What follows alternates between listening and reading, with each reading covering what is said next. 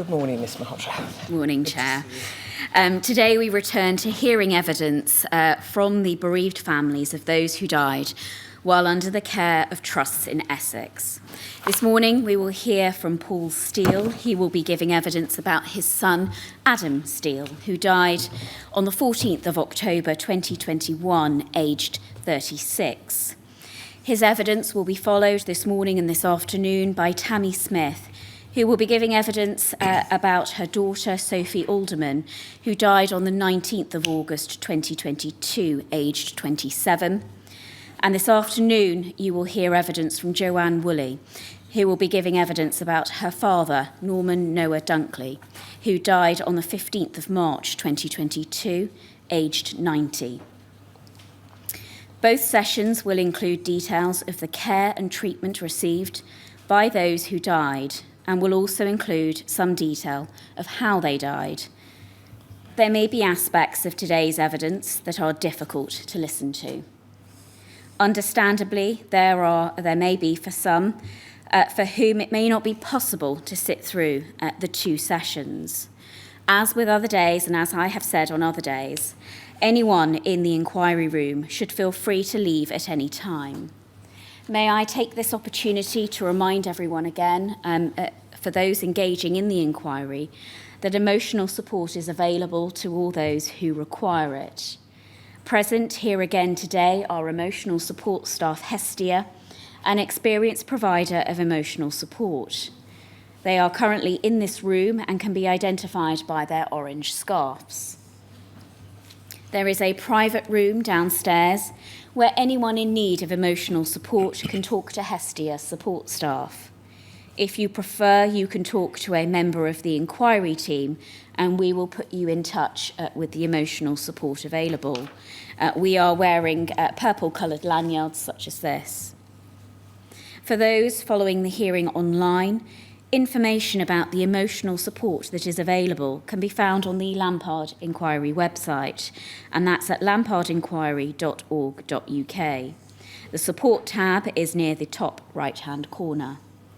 We want everyone engaging in this inquiry, in whatever way, to feel safe and supported. Chair, we are ready to hear from our first witness this morning. Paul would like to be referred by his first name, and for Adam, his son, to be referred to by his first name. He would like to affirm, and I wonder if that could be done now, please.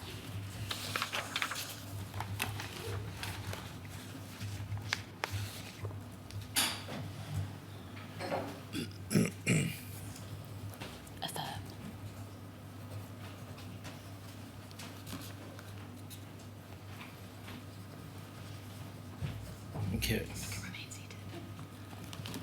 I, Paul Steele, do solemnly, sincerely and truly declare and affirm that the evidence I shall give shall be the truth, the whole truth and nothing but the truth.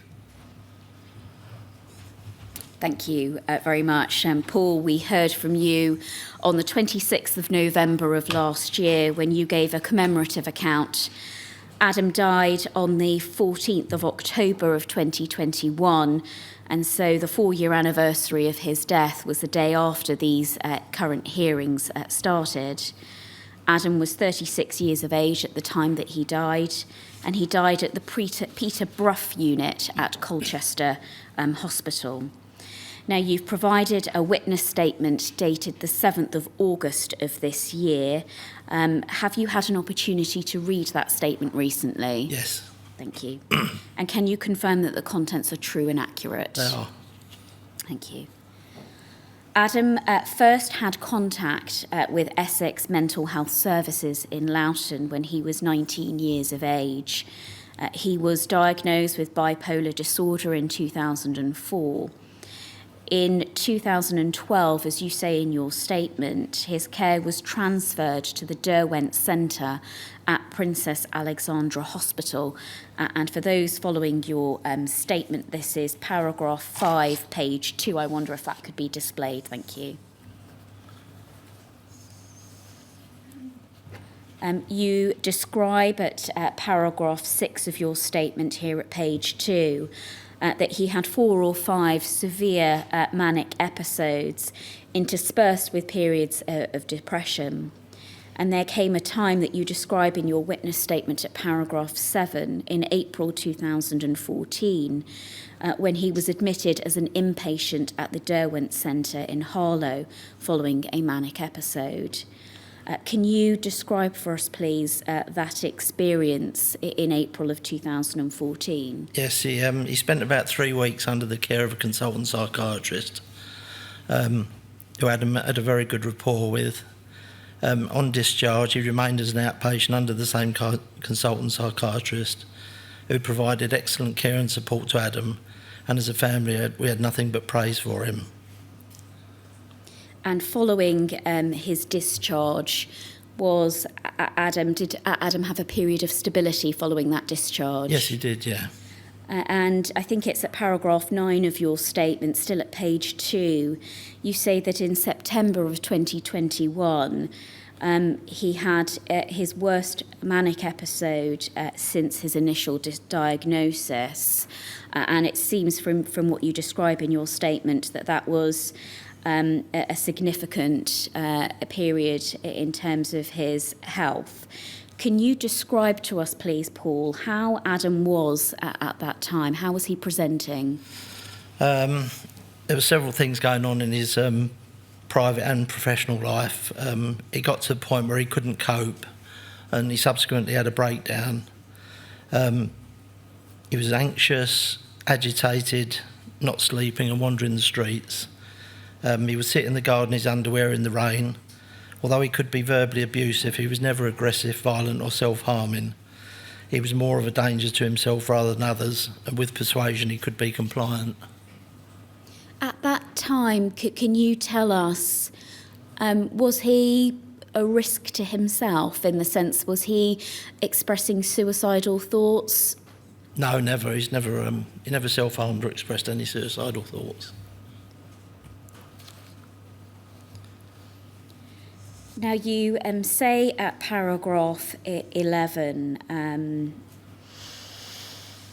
that there came a time when the Harlow crisis team were contacted for help, and the home treatment team in early October of 2021. Is that correct? Yes, that's correct, yes. Can you tell us what happened to prompt engagement with those services? It's basically because his behaviour was becoming more and more erratic. After we contacted the Harlow crisis team, the home treatment team attended to assess Adam.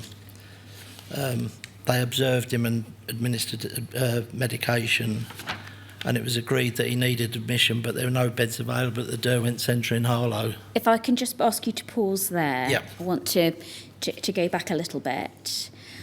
You say that they came and assessed him. Was that the crisis team or the home treatment team? It was the home treatment team. And you said they gave him some medication. Is that medication that he hadn't had before? I think they just monitored him taking his medication.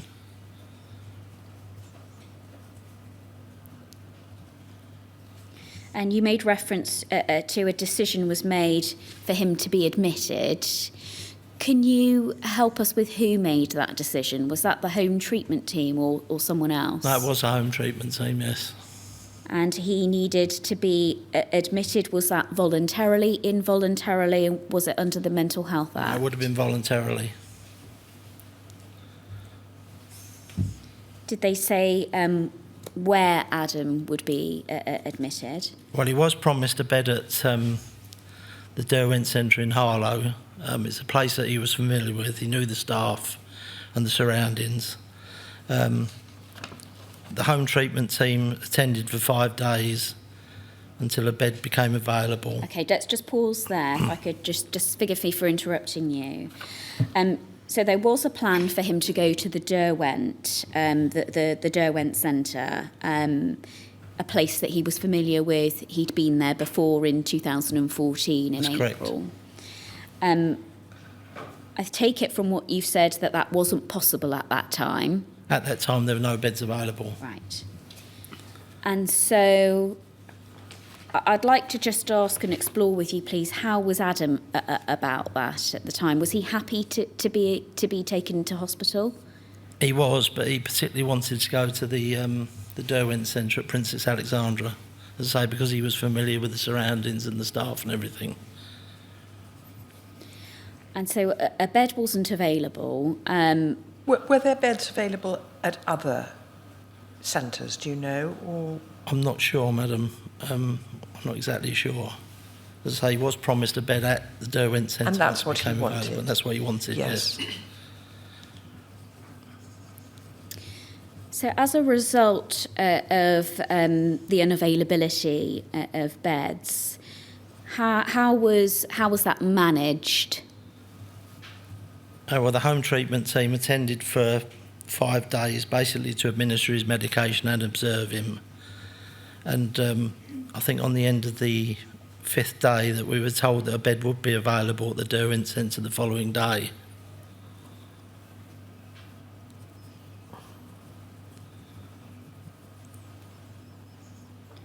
And so was it your expectation then on day 6 he would be taken he would go to the Derwent Centre? That was our expectation, yes. And did that happen? No. Can you explain to us why that didn't happen, please? A different home treatment team attended on the 13th of October, and they stated that the only available bed was in Colchester, which was 50 miles from his home and family. So this home treatment team, they came on the 13th of October. Was that day 5 or was that day 6? I think that was day 5, that would have been. And they hadn't seen Adam up until this point. No, this was a different home treatment team. I just want to ask about the home treatment team that came before. Were they the same people or different people? No, they were the same people for the first 4 days. And so you were told that a bed was only available in Colchester, 50 miles away from where Adam lived. How did he feel about that? At that time, well, he got to the point where he was actually desperate for help. And quite honestly, I think he would have gone anywhere to try and get himself better.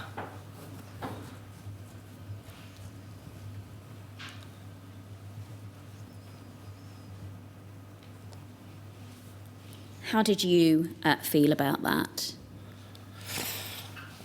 Slight trepidation because, as I say, we were used to dealing with the staff and the Derwent Centre at Harlow, but we weren't given any alternative really. So, as I say, he was desperate for help after this time. His condition had deteriorated quite markedly.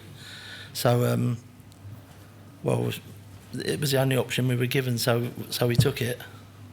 You say by this stage he had deteriorated quite markedly. Was that in the 5 days? Yes. Can you just explain to us how he had deteriorated? What makes you say that? As I say, it was the same symptoms as before, really. He was just anxious, agitated, not sleeping, not eating properly. He'd wander the streets in the middle of the night. He'd sit out in the rain in his underwear. He'd be verbally abusive to the neighbours. It was just going downhill fast.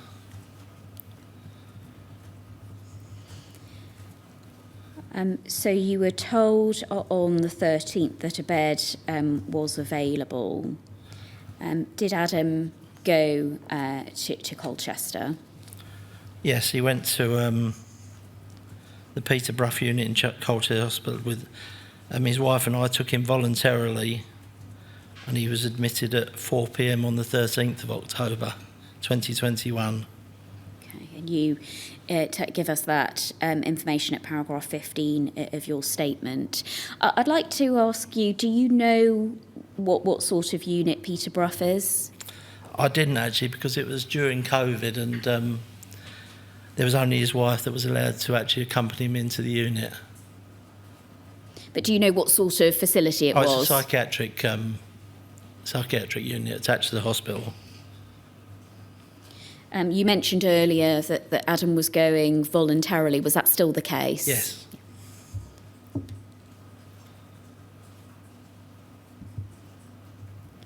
And you accompanied him there, but you weren't allowed in because of COVID restrictions, is that right? That's correct. It was only his wife who was allowed to go in with him.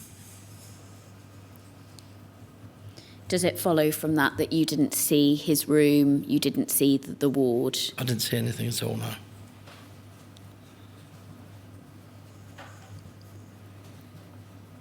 So do you know, or were you present at all? I think you've answered this, but were you present at all when he was being admitted? Were you present during discussions about his admission? No.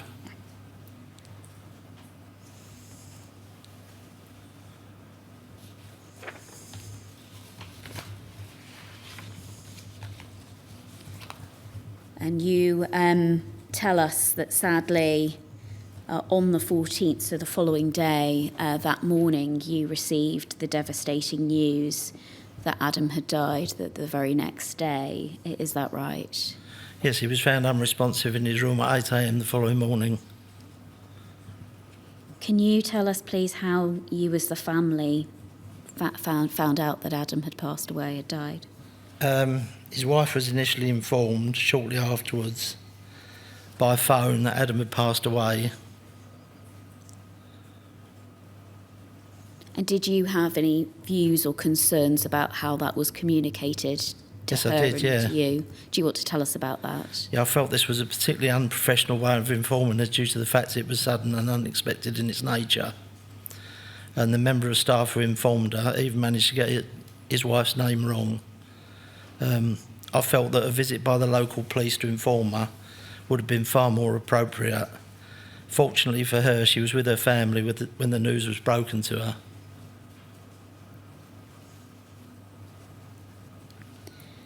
Now, following Adam's death, there was an investigation, and I wonder if it helps you at all. I'm turning to page 4, paragraph 18 of your statement. There was an investigation by the hospital. Can you give us some context as to how that investigation came about, so far as you're concerned? Yeah, I made a complaint against the trust. I can't remember the exact date, who instigated a hospital investigation. This was carried out by a clinical lead palliative care staff and a consultant doctor. So you complained, just so we've understood the chronology here, you made a complaint to the trust. Yes. Was it to the hospital directly? Yes. And then as a result of that, you found out that there was an investigation? Yes. Okay. And you tell us that was, the report was not completed until the 6th of May 2022, is that correct? That's correct, yeah. And you say, I did not receive a copy until the 28th of June 2022. That was 8 months after Adam had died, is that correct, right? Yes. Can you tell us, please, whether you were provided with anything else? Not that I can remember, no, just the hospital investigation report. As a result of receiving that report, did you have any concerns that arose following that? Yeah, I considered some of the things to be a complete letdown in the care of Adam that he received during his short stay as an inpatient. He was only at the unit for 16 hours, and I was quite unhappy with the care that he received during his short time in the unit. Right, so I'm going to ask you about that now, and let's just try and break it down. Okay. I think the first concern that you had was that Adam was not checked physically overnight, and this is at 19.1. But I want you to tell me, please, what concern arose from that? I was concerned about the fact that he wasn't physically visited overnight. He was given his medication before he went to sleep, and then he wasn't checked again until he was found the following morning. So during the 8-hour period, he wasn't once physically checked overnight. So far as you're aware and what you've learned subsequently, what level of observations was Adam supposed to be under? He was supposed to be under hourly observations 4 times each hour at random intervals. That would And be so- level 2. Level 2. Yeah, I think it was level 2, yeah. Yes. So were you, was that to continue throughout the night, so far as you were aware? As far as I'm aware, yes. Can I ask you about that and the observations and how he presented at the time? Do you know when he went to the hospital, did you know how he was presenting, how he appeared, what he was saying? You've talked about him being able to be compliant if talked to. Yes. Was that how he was, compliant? He was quite, from memory, he was fairly calm when he was admitted to the hospital. I think he was just pleased to get somewhere where he could get some help. And was he talking about being distressed? Was he talking about how he felt or not? I think he probably was, yes. But as I say, there'd been quite a lot going on in his private and professional life, and I think it just basically all got on top of him in the end, and it's culminated in a breakdown. But when we actually dropped him off at the unit, he was okay. He was physically well and everything. He was fine. Fine. Thank you. So he was on observations. What was your understanding of how those observations were conducted at the hospital? There was total reliance on camera observations only, which apparently was contrary to the trust policy according to the hospital investigation report. So when you say camera observations, can you give us a bit more context to that, so far as you're aware? Oxyvision, I think. And he also had a bed monitor as well, which monitored his pulse rate as well.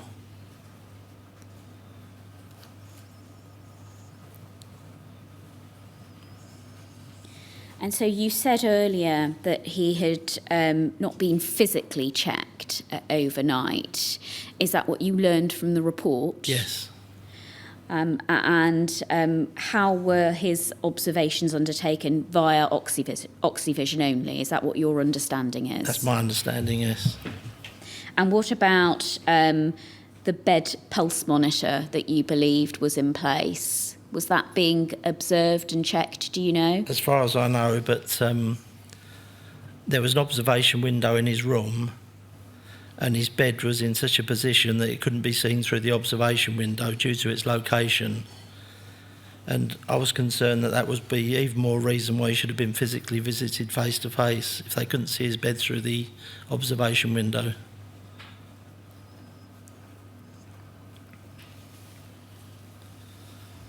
So he couldn't be observed, the bed couldn't be observed from the observation panel. That's correct. And as far as you can ascertain, there was camera observations and no physical observations. That's correct. Do you know if observation charts had been completed, for example? I'm not sure.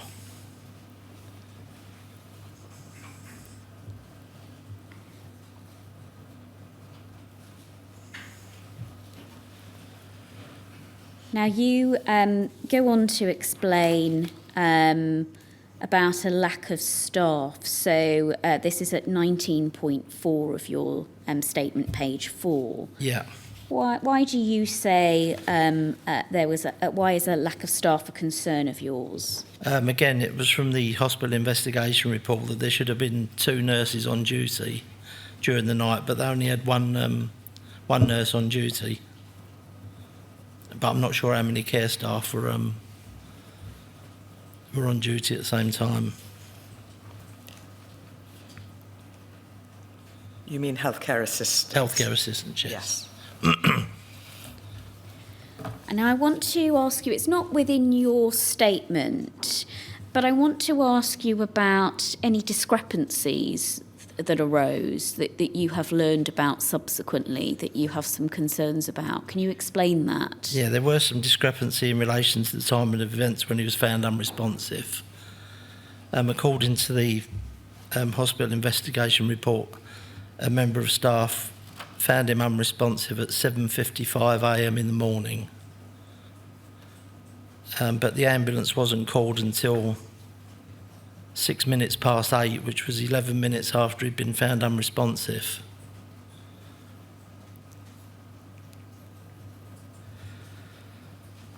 And it's probably very obvious, but just explain to us, please, why that's a concern. Well, somebody being found unresponsive and leaving 11 minutes to call an ambulance is far too long for I'm concerned.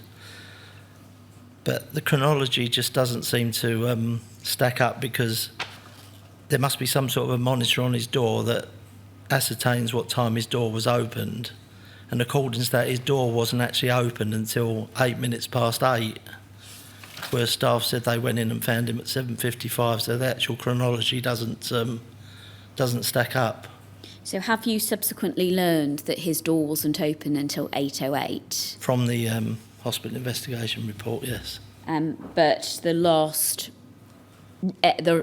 record of staff conducting an observation was 7:55.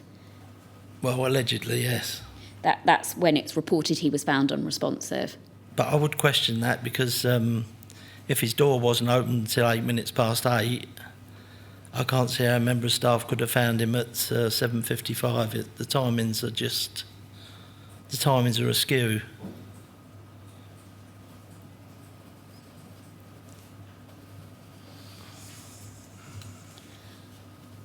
Can you help us with whether you're aware if there was an inquest into Adam's death? No, there wasn't. We know from paragraph 17 at page 3 of your statement that there was a post-mortem. Is that right? Yes.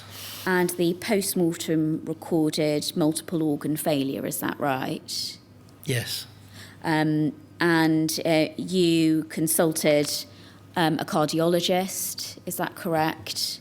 Yeah, we weren't totally happy with the verdict at the initial post-mortem, multiple organ failure, because he'd only been admitted the night before and he'd only been in the care of the unit for 16 hours. So I did instruct the solicitor after Adam's death, who themselves consulted a cardiologist to examine Adam's medical history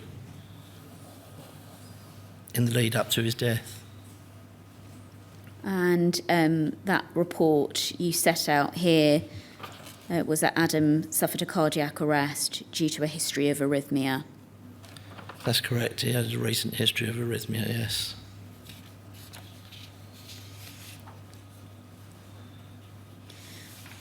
Now, I'd like you to have a look at paragraph 21, please, of your statement on page 4. Yes. Here in your statement, you set out a number of recommendations that you invite the chair to consider.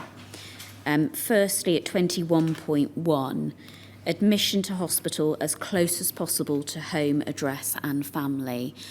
Can you explain, please, why do you invite the chair to consider that recommendation? The thing is that Adam was originally under the care of the Derwent Centre, which was only possibly about a 2-minute drive from where we live, whereas Colchester is a 100-mile round trip, taking possibly 45 minutes each way.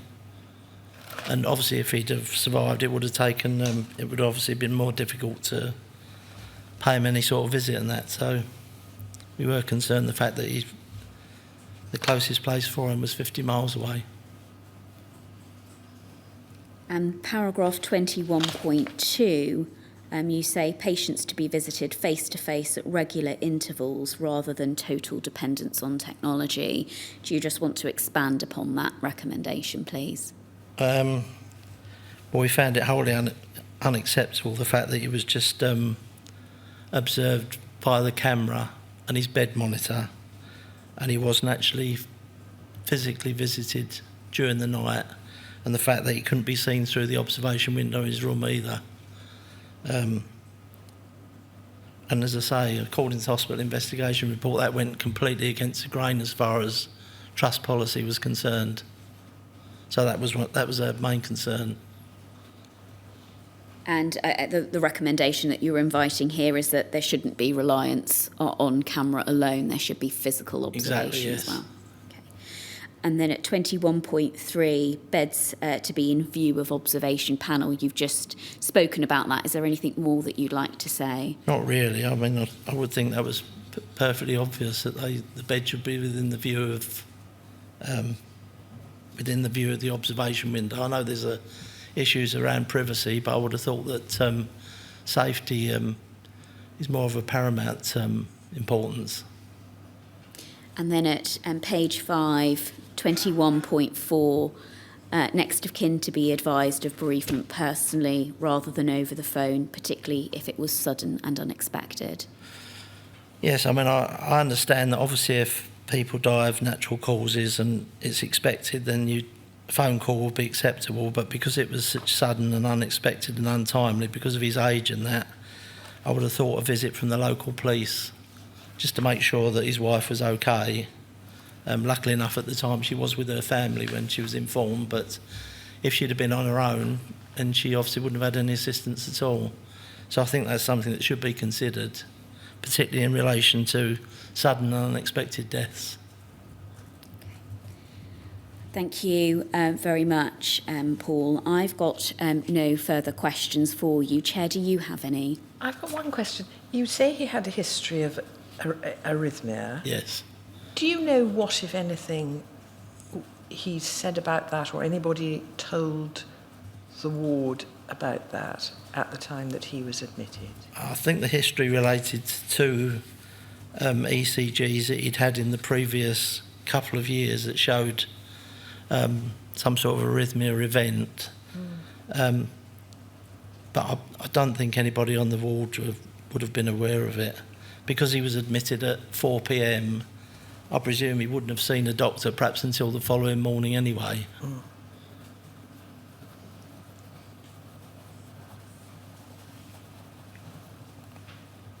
Thank you, that's my only Thank question. you. Thank you very much. I think we have a photograph now of Adam that we're going to display. Oh, I love his shirt. That was on his stag do in Brighton. He's wearing a lovely shirt, isn't It is, he? yeah. Yes. Yeah, it's Hawaiian t-shirts with the order of the day that day. So Did you wear one? I did, of course.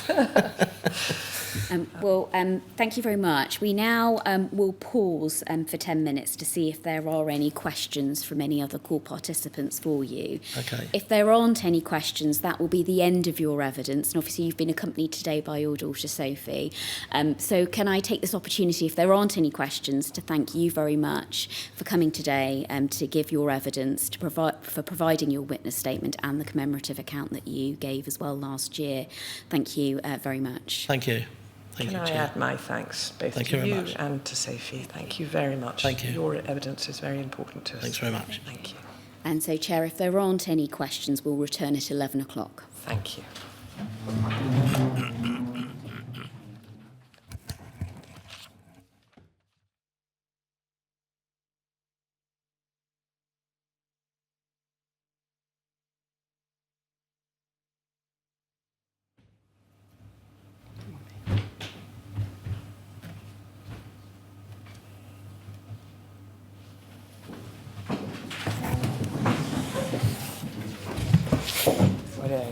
Good morning, Chair. We will now hear evidence from Tammy Smith in relation to her daughter, Sophie Alderman. Please can the witness be sworn?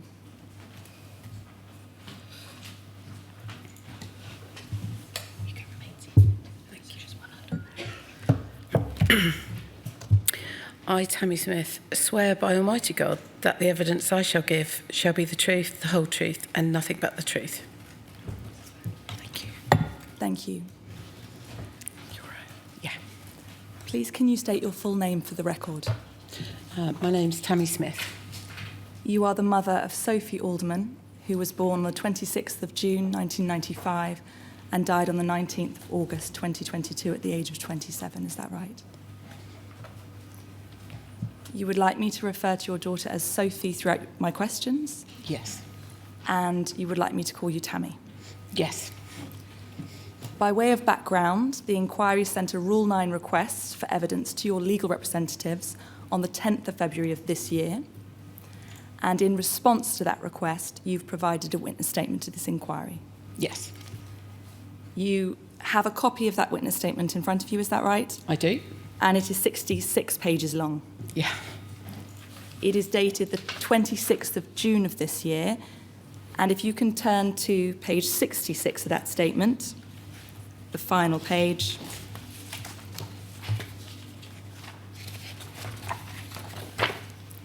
You can see there that you made a statement of truth and then signed the witness statement. Is that right? Yes. Have you had an opportunity to read that statement through recently? I have, yes.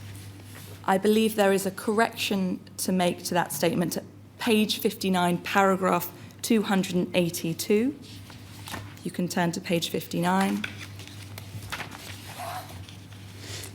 And in the last line, where it says, expressing a lack of scepticism about whether psychosis was even present, the words a lack of should be deleted, and the line should in fact say, expressing scepticism about whether psychosis was even present. Is that right? That's correct.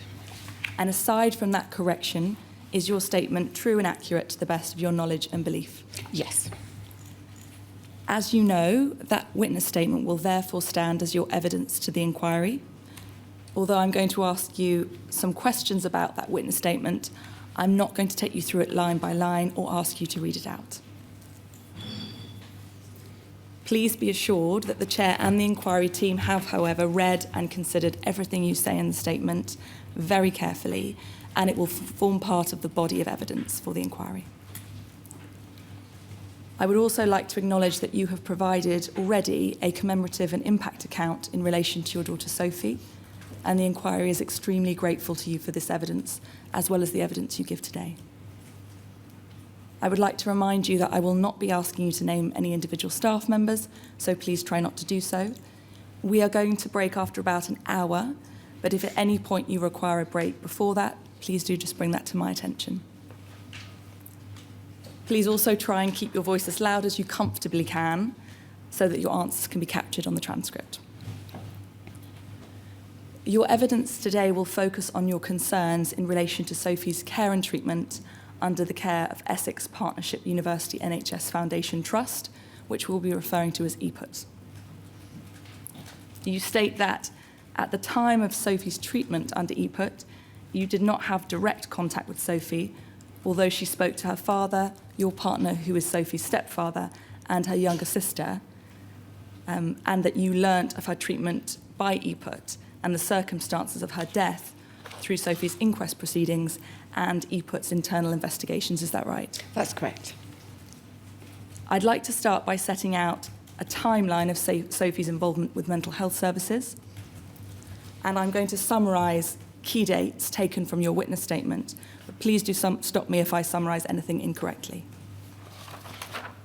And please do feel free to refer to your statement as you see fit throughout the evidence. Okay. As I understand it, according to your witness statement, Sophie had a long history of mental ill health and self-harm. And in 2009, when she was 14, Sophie was first prescribed antidepressant medication, referred to the Child and Adolescent Mental Health Service, CAMS, and diagnosed with anxiety. Is that right? That's correct. In November 2014, when Sophie was 19 years old, she was diagnosed with a borderline personality disorder. Is that right? That's correct. In June 2015, Sophie attended A&E reporting hearing voices to harm people that she did not want to act on, and she was admitted to hospital and diagnosed with a psychotic disorder during her admission. Is that right? That's correct. From 2015 to 2022, Sophie was regularly detained in Southern Health NHS Foundation Trust mental health hospitals, and when not in hospital, she would stay at a residential care home in Southampton. Is that right? That's correct. Between 2015 and 2021, Sophie suffered with intrusive thoughts, she heard voices to harm people, and she would express suicidal thoughts. And there were multiple instances of Sophie impulsively self-harming. Is that right? Yeah. In 2016, Sophie developed neuroleptic malignant syndrome caused by antipsychotic medication she had been prescribed. Is that right? That's correct. And by the 10th of June 2016, Sophie had been diagnosed with emotionally unstable personality disorder. Is that right? Around the 25th of January 2021, Sophie was diagnosed with schizoaffective disorder. Is that right? That's correct. And by the 9th of December 2021, Sophie had been diagnosed with PTSD, a depressive disorder, and OCD. Is that right? That's correct. Turning to the 28th of March 2022, is it right that Sophie moved to Essex? She did, yeah. And by this time, Sophie had been admitted into mental health hospitals 21 times. That's correct. In April of 2022, Sophie was seen by the Crisis Resolution and Intensive Home Treatment team in Colchester, reporting symptoms of psychosis. Is that right? That's correct.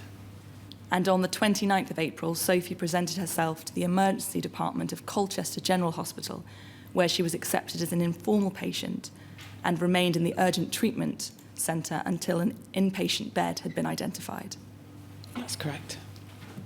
By the 30th of April of 2022, Sophie was transferred to Basildon Assessment Centre and EPUT ward. And Sophie's medical records at this point are contradictory about whether she was admitted informally or detained under section. Is that right? That's correct. Sophie was placed on level 2 observations due to her presenting risk, and you understand this to mean that she should have been visibly checked at least 4 times every hour. Is that right? Yes. On the 3rd of May of 2022, Sophie ligatured with a piece of clothing, following which she was escalated to level 3 observations, which you understand to mean constant one-to-one observations. Is that right? Yes. On the 6th of May of 2022, Sophie tied another ligature, and her observations were increased to level 4, which you understand to mean a staff member within arm's length at all times. Is that right? Yes. Sophie was on the 10th of May assessed and detained under Section 3 of the Mental Health Act.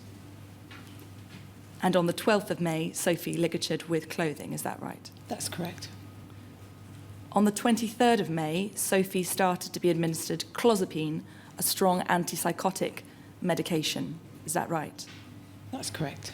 And from this point onwards, there were numerous incidents that you have seen from the records where Sophie appears to have refused to take this and other medication. Is that right?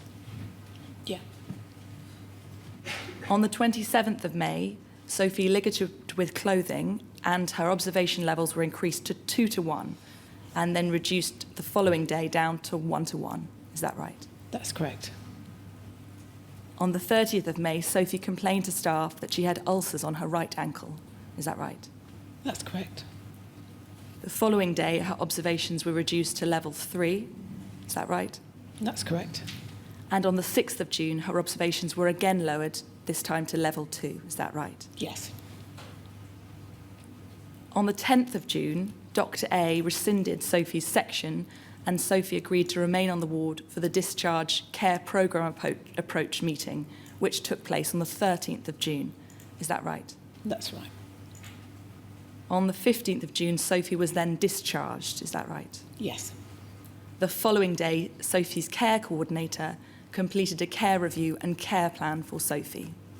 Is that right? Yes.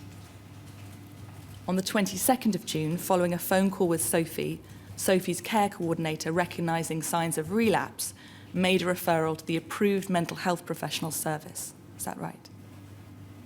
And on the 23rd of June, Sophie was assessed, and while the assessors initially agreed that Sophie should be detained under Section 3 of the Mental Health Act, after it became clear no beds were available, the approved mental health professional contacted the 2 doctors and a decision was taken not to detain Sophie. Is that right? Yes.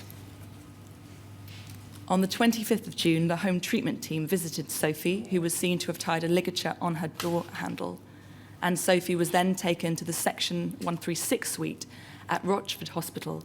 She was assessed and detained under Section 3 of the Mental Health Act and initially placed on level 3 observations. Is that your understanding? Yes. On the 26th of June, Sophie was then transferred to Basildon Mental Health Assessment Unit, and on the same date, the duty doctor at the assessment unit wrote a referral letter for Sophie's ankle to be assessed, and she was taken to A&E of the Basildon General Hospital. Is that right? Yes. On the 28th of June, Sophie underwent surgery on her ankle at Basildon General Hospital. And on the 1st of July, Sophie was transferred to the Catherine Monk A ward, which you understand to be an acute general surgery ward of Basildon General Hospital, where her ankle was further treated. Is that right? Yes. On both the 1st and 6th of July, there were incidents in which Sophie absconded from the general ward. Is that right? Yes. And on the 6th of July, Sophie was then returned back to the Basildon Mental Health Assessment Unit. Is that right? Yes. Moving forward then to the 14th of July, Sophie was transferred to Willow Ward at Rochford Community Hospital. Is that right? Yes. And on the 18th of July, Sophie was observed headbanging and later that evening ligatured with an item of clothing, triggering an alert to be raised and support being given to cut off that ligature. Is that right? Yes. She was then at level 3 observations, which, as we said, you understand to be a one-to-one observation at that time, and meant that she should always have had a member of staff in her line of vision. They should have had her in their line of vision. Is that Yes. you understand? Yes. On the 21st of July, Sophie would not consent to a depot injection of clopixol, and she was restrained in order for the injection to be administered. Is that right? Yes.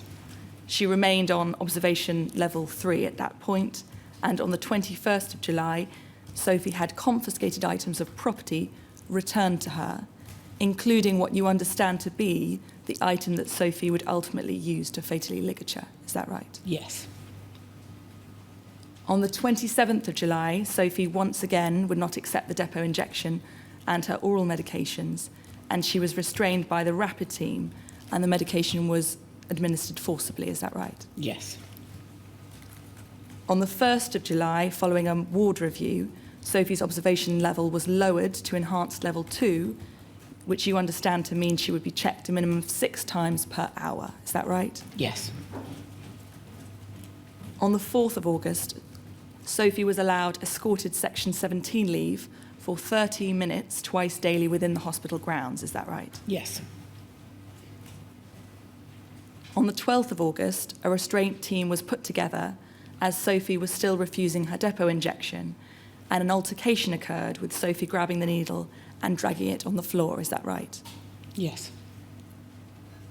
On the 15th of August, Dr. C told Sophie that her clopixol depot dose would be increased starting on the 18th of August. Is that right? Yeah. On the 15th of August, an altercation occurred between 2 service users on the ward, and you understand from the records that this is a reference to an altercation involving Sophie. Is that right? Yeah. Less than an hour later, Sophie was granted escorted leave.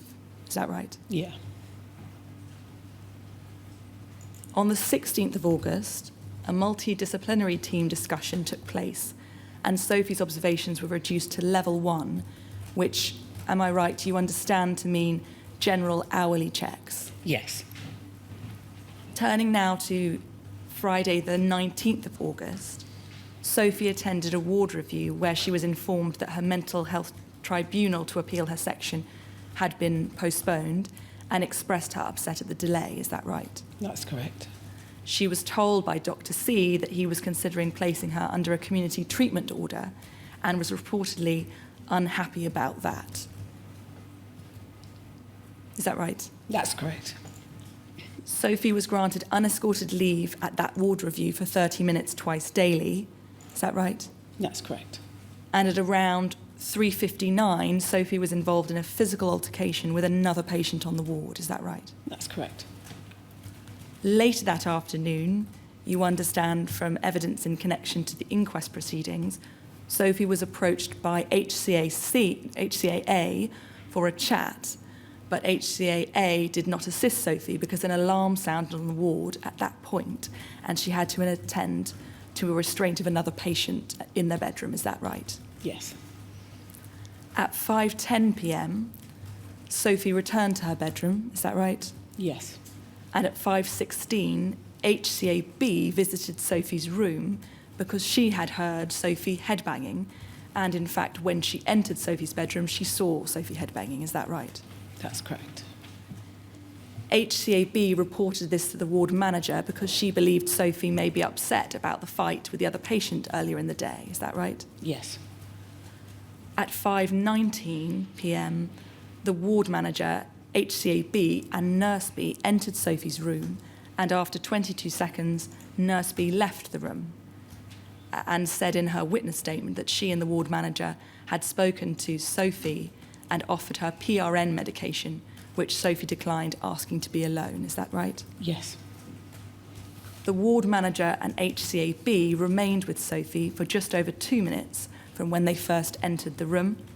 And before leaving the room, the ward manager asked HCAB to remove a pile of wet towels from Sophie's room. Is that right? Yes.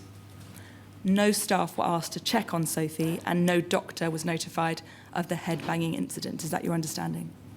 Yeah. At 5:23, less than 2 minutes after staff left Sophie's room, Sophie could be seen on the CCTV footage tying a ligature around her neck. Is that right? That's correct.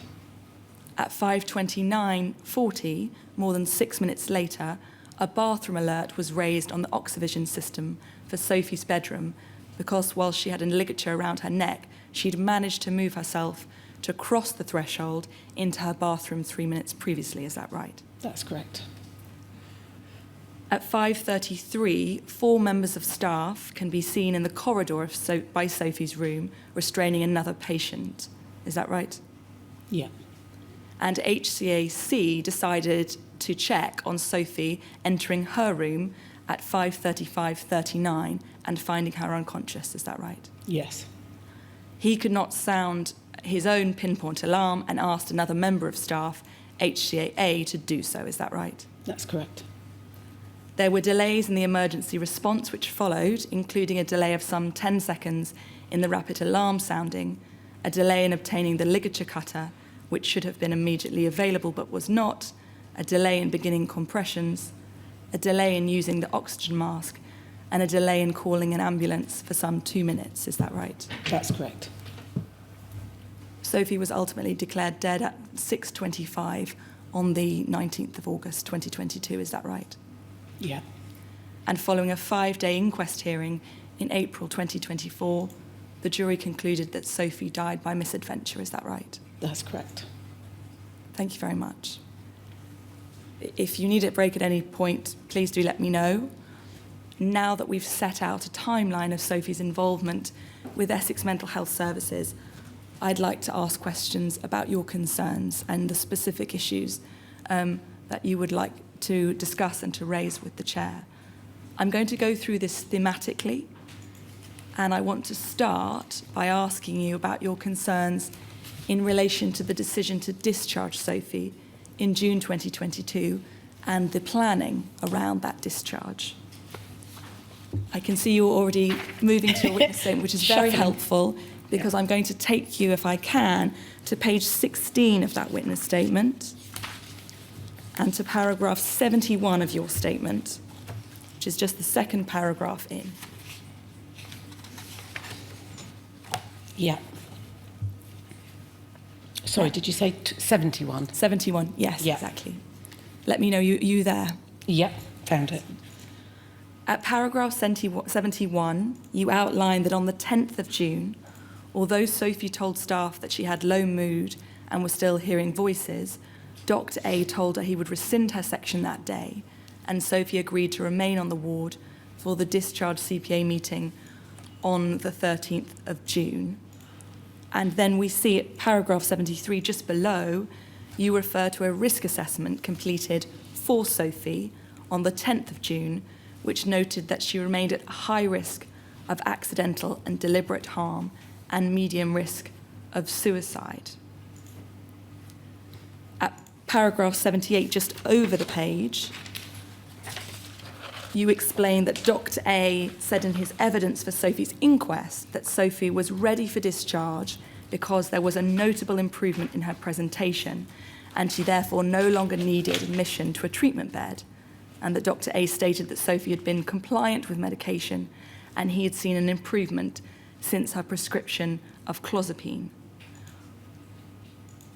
how does this account, as you heard it in the inquest and given by Dr. A, marry up with your impression of the records? And how did you feel about hearing this account?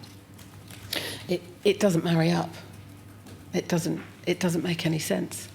And why do you say that? You can't have all those incidents and then turn around and say that she's now presenting as absolutely fine. It doesn't make any sense. It's like two different people. And you say that Sophie's last incident of self-harm on the ward, in your statement, was on the 28th of May, barely 2 weeks before she was discharged, and took place while she was on clozapine. Is that right? Yeah. And is that one of the reasons why you say that, to your mind, the decision that was made didn't make sense? Yeah. There's lots of listings of her refusing medication, of them having to restrain her to give her medication. That in itself doesn't strike me as somebody that is going to, when they leave, continue to take that medication. It just doesn't make sense. And I think you say at paragraph 79, just over the page, that you were concerned by the selective portrayal. That's just in the middle of the paragraph. I've been really concerned by the selective portrayal of Sophie's condition by professionals like Dr. A, willing to rely on a very small and selective snapshot rather than being prepared to look at the bigger picture. Can you say a little bit more about what you mean by that? Well, he talked about the fact that when, I think this is the right doctor I'm thinking of, that he only had a small amount of information on Sophie, and that he didn't have the big picture. He didn't have all the medical records. He didn't have access to that. Well, then find it. Make the phone call. It was another trust. Make the phone call to find that out. The information, really, all he needed was right there. Everything that she presented to him was how she presented, full stop. Yes. And this is, Dr. A is the clinician that was treating Sophie while she was at Basildon Assessment Unit during that initial period. I want to turn just back briefly to paragraph 66, which is on page 15, and which relates to an observation review on the 31st of May, 2 weeks before Sophie's discharge, at which Dr. A, in response to Sophie saying that she was frustrated about the delay in being transferred to a treatment bed, told her that patients could be refused if they were unsettled, and that her high-level observations may prevent her from getting a treatment bed. And you say there that you worry that this was an invitation for Sophie to mask how she was feeling. Yeah. Can you expand on that? She knew that to get released, although she didn't want to be in hospital, she knew she needed to be in hospital, she needed that treatment, but she was very good at masking. And if you didn't look at her full medical history and gather that information to get the bigger picture, you would assume that the person in front of you was not this person. So you can't base it on such a short period of time. It doesn't make any sense.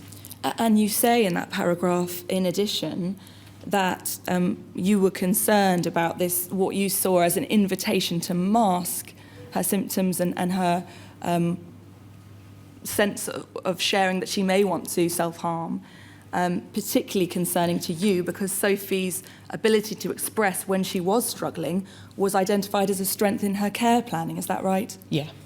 And it was something you say there that had helped to keep her safe. Is that right? Yeah. And to be clear, at this point, this is a request or a discussion that Dr. A is having with Sophie about how she could get a treatment bed, so to move from the assessment unit to the treatment bed, as opposed to move to discharge. Yeah.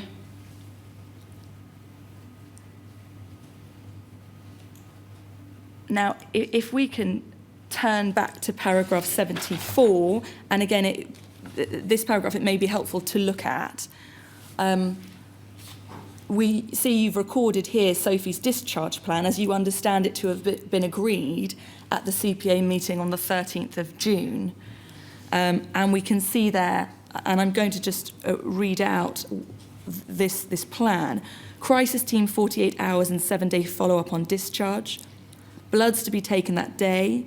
Community consultant in Colchester to prescribe clozapine until Sophie was transferred to the care of the Basildon team. Sophie was to register with a GP urgently once discharged. The care coordinator from the Colchester community team was to remain the key contact until the case was transferred to the Basildon team. The clozapine clinic in Basildon agreed to dispense medication to Sophie.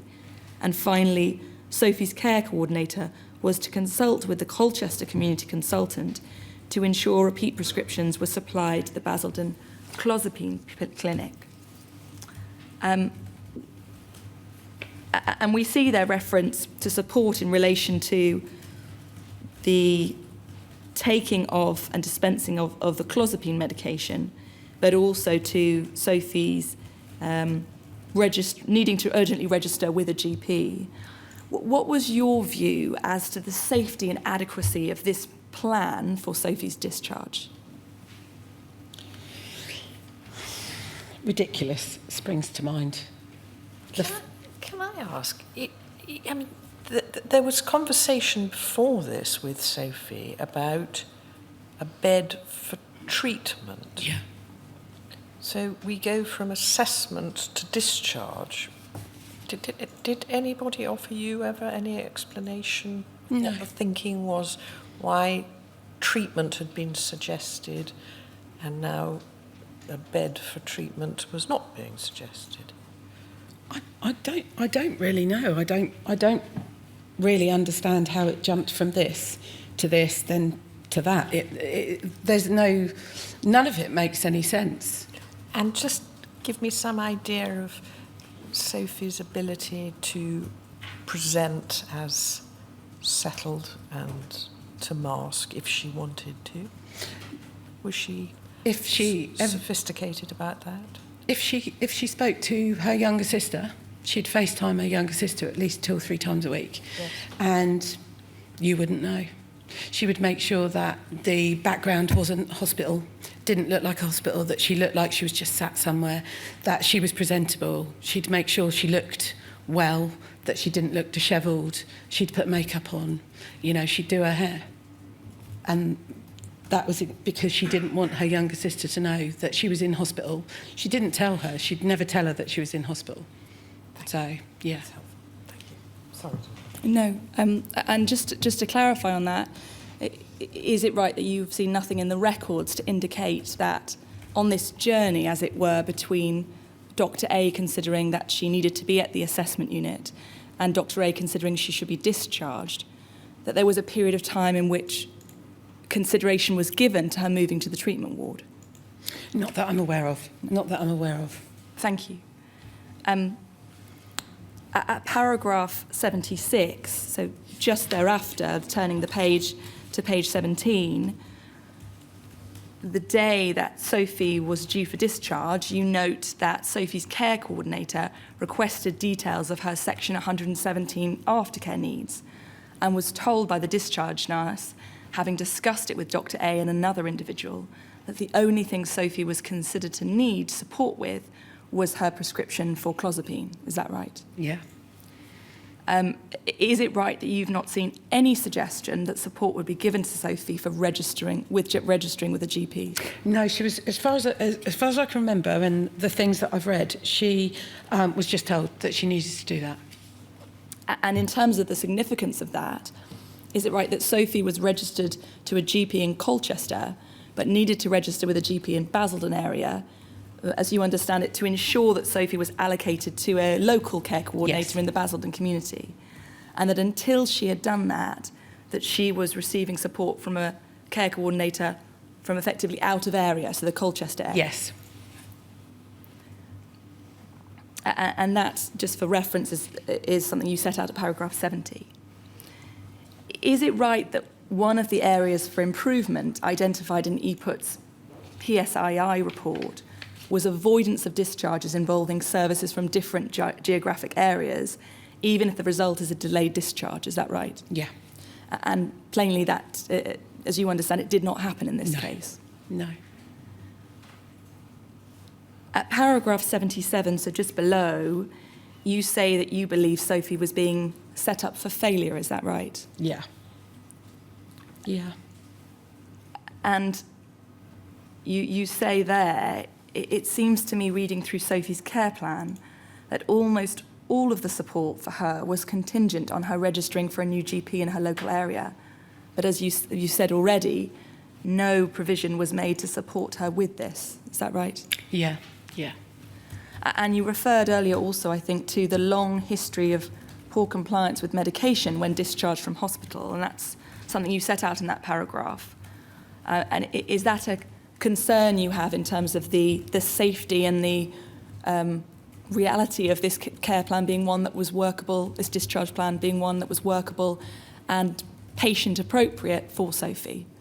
Yeah. I mean, just even the register yourself with the doctor, that was never going to happen, you know, because, I mean, part of it is registering with that doctor would have given her medication, but we've already seen in the listing that medication was not really a priority for her at that point without the support, without being within hospital and having to be forced and restrained and given that. So there's no way in the world she was going to register with a doctor to ensure that she got that clozapine or whichever medication it was. Just wasn't going to happen. And that the story already told you that. Do you know what I mean? Yes. Would have told the people looking at that, well, this isn't someone who goes, oh, yeah, I'll just go and take my medication. Yes. That's, no. And is it your sense that there wasn't a sufficient appreciation of the difference between a wards or unit setting and the ability to comply with or participate in that setting as against the realities of being in the community and effectively on her own, but with that at-a-distance care coordinator support? Yeah, it wasn't enough. You also say at paragraph 77 that it is unacceptable that inquiries about Sophie's aftercare needs were only being made the day she was due to be discharged from the ward. Is that right? Yeah. Yeah. And so is it your sense that not only was this an unsafe or an inappropriate discharge plan, but it appears to you to be one that was made late, very late in the day? Yeah. And that you understand that discharge planning should have been in the minds of those responsible for her care from the start of her admission? Yeah. Yeah, because there were multiple people caring for her. So have a conversation. And the whole point of a plan is to plan it. Yes. Not to throw it together at the last minute and throw somebody vulnerable basically out the door to just get on with it. Thank you. This is extremely helpful. I'm going to just ask if you can slow down a little bit, just because the transcriber we want to make sure captures everything. But leave it to me to remind you, and please don't be put off in any way by that, but just help the transcriber. Yeah. I want to now move to the concerns that you have in relation to risk management and assessments in the community. So we've dealt with the discharge plan, as it were. But if we can turn now right towards the end of your statement and to page 57, and again, this is just a reference really to orient you if it's helpful, at paragraph 274. And this is where you talk about risk management and assessments in the community. At that paragraph, have you found the paragraph? Yeah, 274. Excellent. Yeah. At that paragraph, you explain that you're concerned at the apparent ineffectiveness of so many of the assessments Sophie received in the community. Is that right? Yeah. And turning over the page, at paragraph 275, you point specifically to Sophie's 25th of April 2022 assessment by the crisis team. So this is once she has been discharged from the Basildon Assessment Unit. And you point to known risks of suicidal ideation and self-harm and presenting with evidence of neglect, for which you describe the action taken as minimal to non-existent. There's obviously a lot in the history of Sophie's care, so Are you able to expand on that, or would you like me to take you to a little bit more detail in relation to it? This is the period of time after she's been discharged from the unit. Could you do a little bit more detail on that? Of course. Thank you. At that paragraph, at 275, you set out that there are vague references in the records to Sophie being supported through the crisis without any actual detail of what that support would look like. And 3 days later, she was telling the home treatment team that she had suicidal intent, and all she appears to have been told was to go to A&E as a last resort. Is that right? Yeah. And so is it your understanding that effectively, once the risk was identified, that the support that was put in place was effectively a safety plan of please go and contact A&E if you feel you need to, is that right? Yeah. And what is your view as to the sufficiency of that, and what, if anything, do you think should actually have happened in that instance? I think a better plan to start with, some more support, whether that was somebody helping her to contact that GP to make contact with them to arrange that, so that they knew when she left that was in place, and just tick the boxes. You know, right, okay, so we've organised for you to go and speak to this doctor. You know where they are, who they are. This is where you'll collect your medication. You know, just even the minimal support would help in these situations. But telling somebody who has those thoughts to just, you know, pop yourself to A&E, what do you do with that? Because, and this is, I can only talk for my experience with Sophie, but I've been to A&E with her mental illness. Yes. And you are lowest of priority. You literally are lowest, because what happens is you are left to sit and wait. Yes. And then quite often what will happen is somebody who is feeling like that struggles with the environment to start with, and they'll just leave. Yes. So you've taken yourself out, you've sorted yourself out now. And if you do get to see a mental health team, apart from one I can remember a long time ago who was amazing, it's very much, well, you know, why don't you go for a walk or take some deep breaths? Because somebody in that position wouldn't have already tried that, would they? You know, a couple of deep breaths, if that would fix it, we'd all be marvellous, wouldn't we? Yes. It'd all be fixed in a jiffy. But yeah, yeah. And so would it be right to say that your sense of what that requires from somebody in terms of the safety plan is that the onus is very much on them then to not just call 999 or take themselves to A&E, but then it may be wait a considerable time and keep themselves there and stay rather than leaving. And perhaps not at the first moment of that interaction being met with somebody who has the skills to best support them to stay. Has that been your experience? Yeah. It takes time, which of course it does, but it's the long route to get some help, to be able to speak to somebody, to have that conversation that could make all the difference.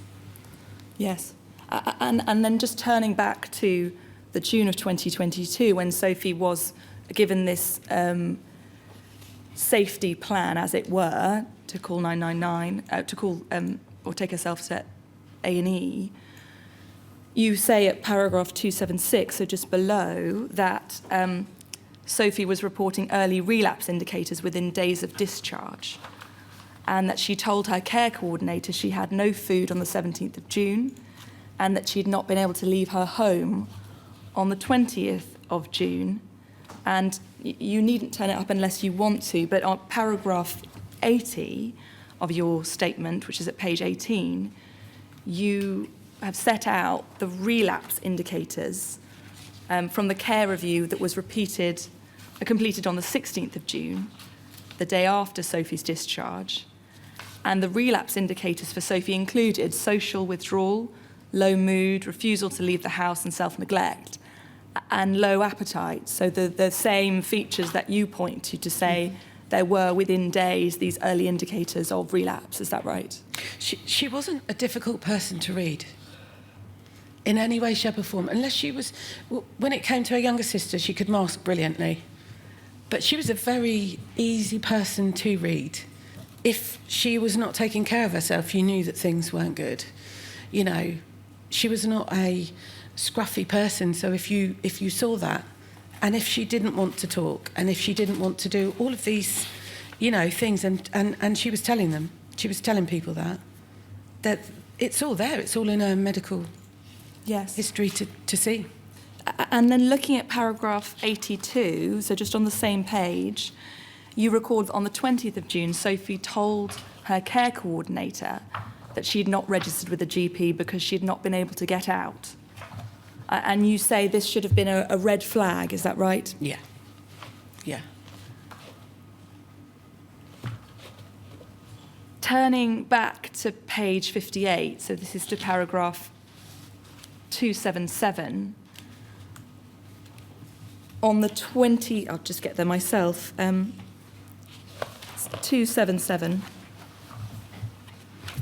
on the 22nd of June, a referral was made to the approved mental health professional service, and Sophie was assessed on the 23rd of June, which we see reference to there at that paragraph. But you explain earlier in the statement that from the records it appears that the assessors initially agreed that Sophie should be detained under Section 3 of the Mental Health Act, but the AMHP, so the approved mental health professional, then contacted bed management to request a bed for Sophie, but was told that none were available, and was later advised that one was unlikely to become available that evening. She remained with Sophie for several hours and spoke to her further. And is it your understanding from her witness statement, which you saw in the context of the inquest, that following those conversations, Sophie said that she had taken her medication that day? This is what the AMHP said in her statement, and that she wanted to engage with support from the home treatment team and take her medication. And as a result, the AMHP contacted the two doctors and a decision was taken not to detain Sophie. And so this is, in fact, back at paragraph 86 of the statement.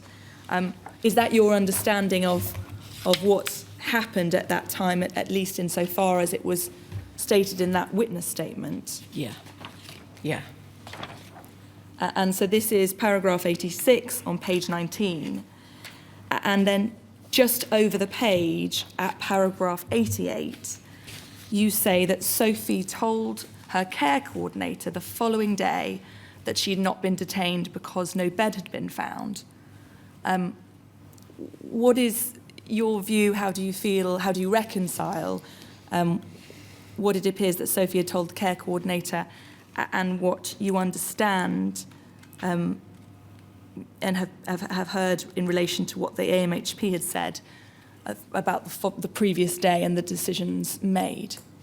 The decision was made because there was no bed. And you feel that that's Absolutely. the basis for the decision? Absolutely. There was no bed. And that's why they didn't section her. That's, detain her under Section 3 or whichever it is. That's why. And you say at that paragraph that if the decision not to detain Sophie did arise from the lack of available bed, as her care coordinator was told, this would be hugely worrying for me, particularly because it would appear that a more palatable explanation had been manufactured after the fact. Is that right? Yeah. And if we turn back to paragraph 277, which is again at page 58,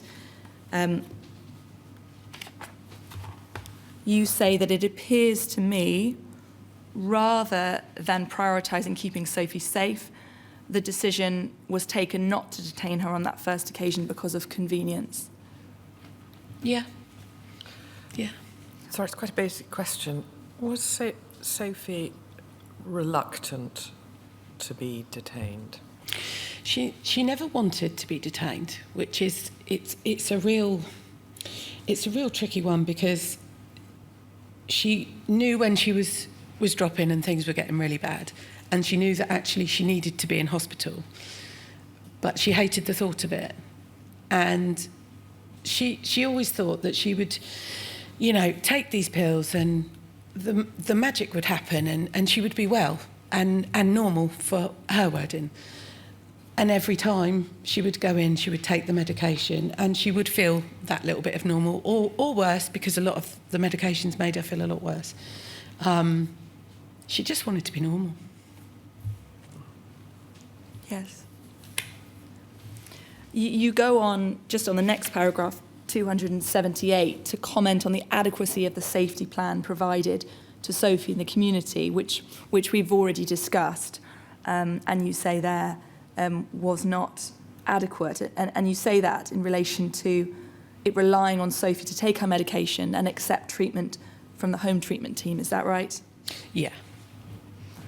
And then, just turning briefly back to paragraph 87 of the statement, which is at, I believe, page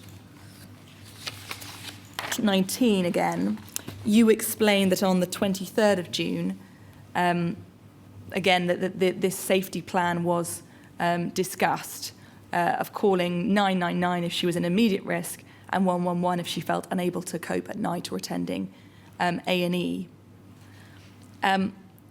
It is also your understanding, is it, that although the safety plan relied on Sophie's care coordinator providing her with support, her care coordinator was not advised of this? No.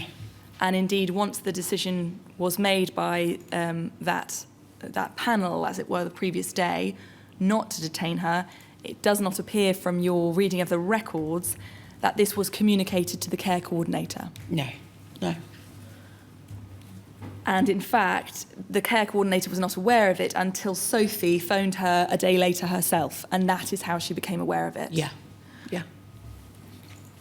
Then on the 25th of June, the home treatment team visited Sophie, who was seen to have tied a ligature on her door handle, was evasive when discussing her medication compliance, continued to report hearing intense voices telling her to kill herself and others, and stated that she was intent on killing herself after her birthday, which was the following day. And I apologise, this is just at paragraph 90, so over the page.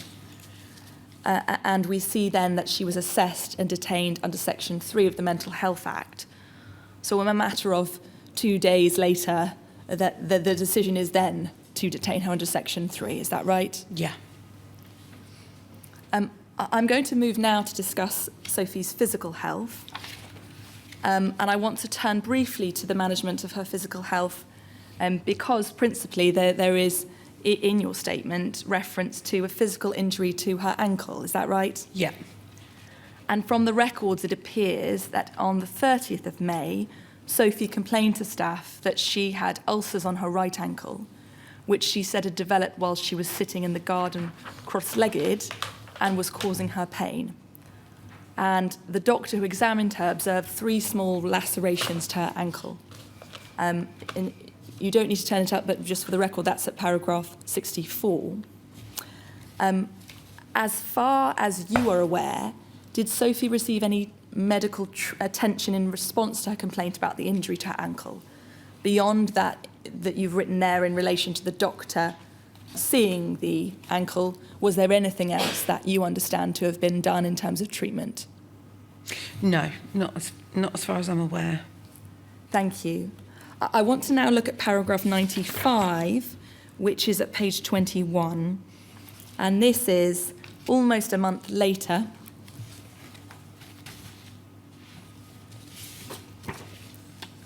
And so that's just paragraph 95. Thank you.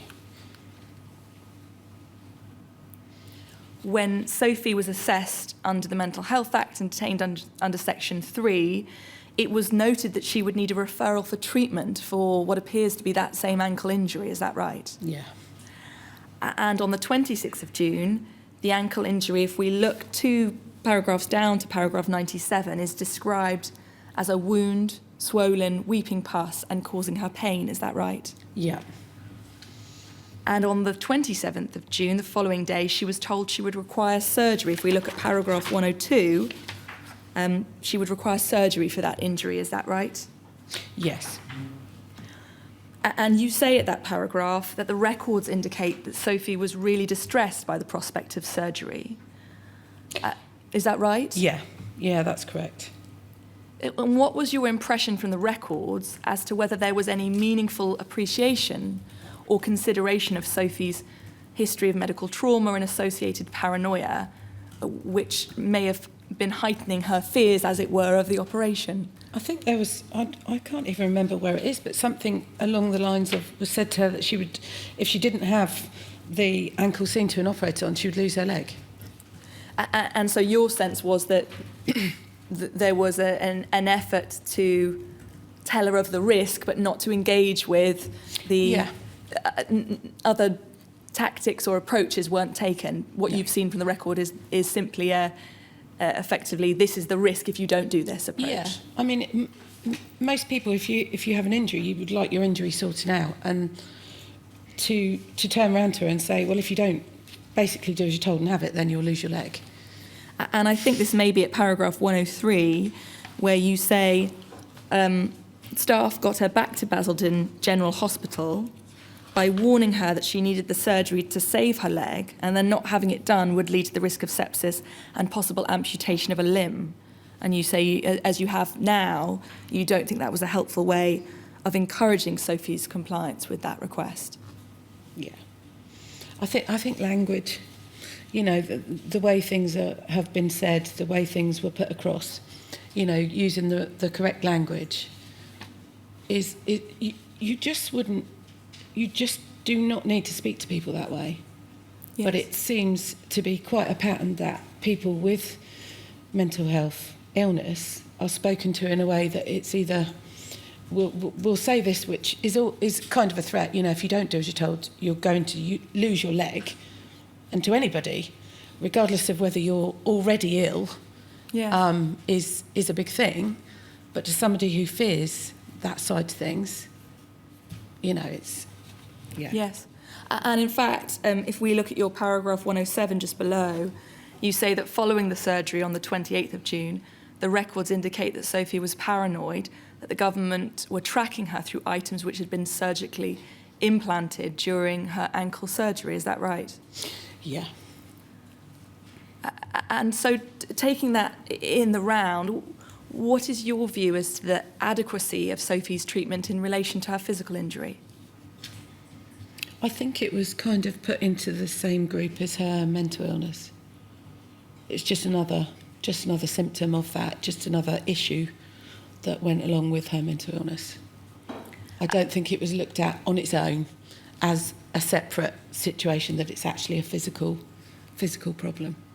Yes, and it's right, is it, that you haven't seen anything to indicate that there was any discussion of addressing of that ankle injury between her discharge and her readmission, or in fact, between the 31st of May, a period of weeks then in the assessment unit, and then her sectioning much later, almost a month later. Yeah, no mention at all.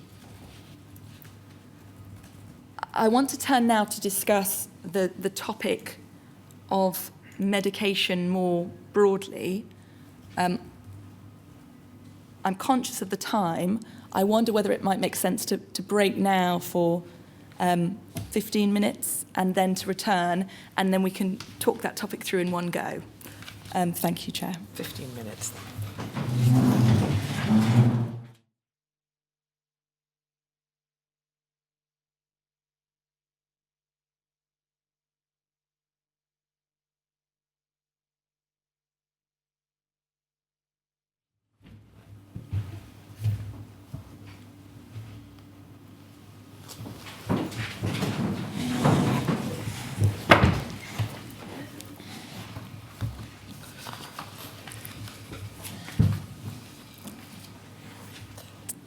Good morning.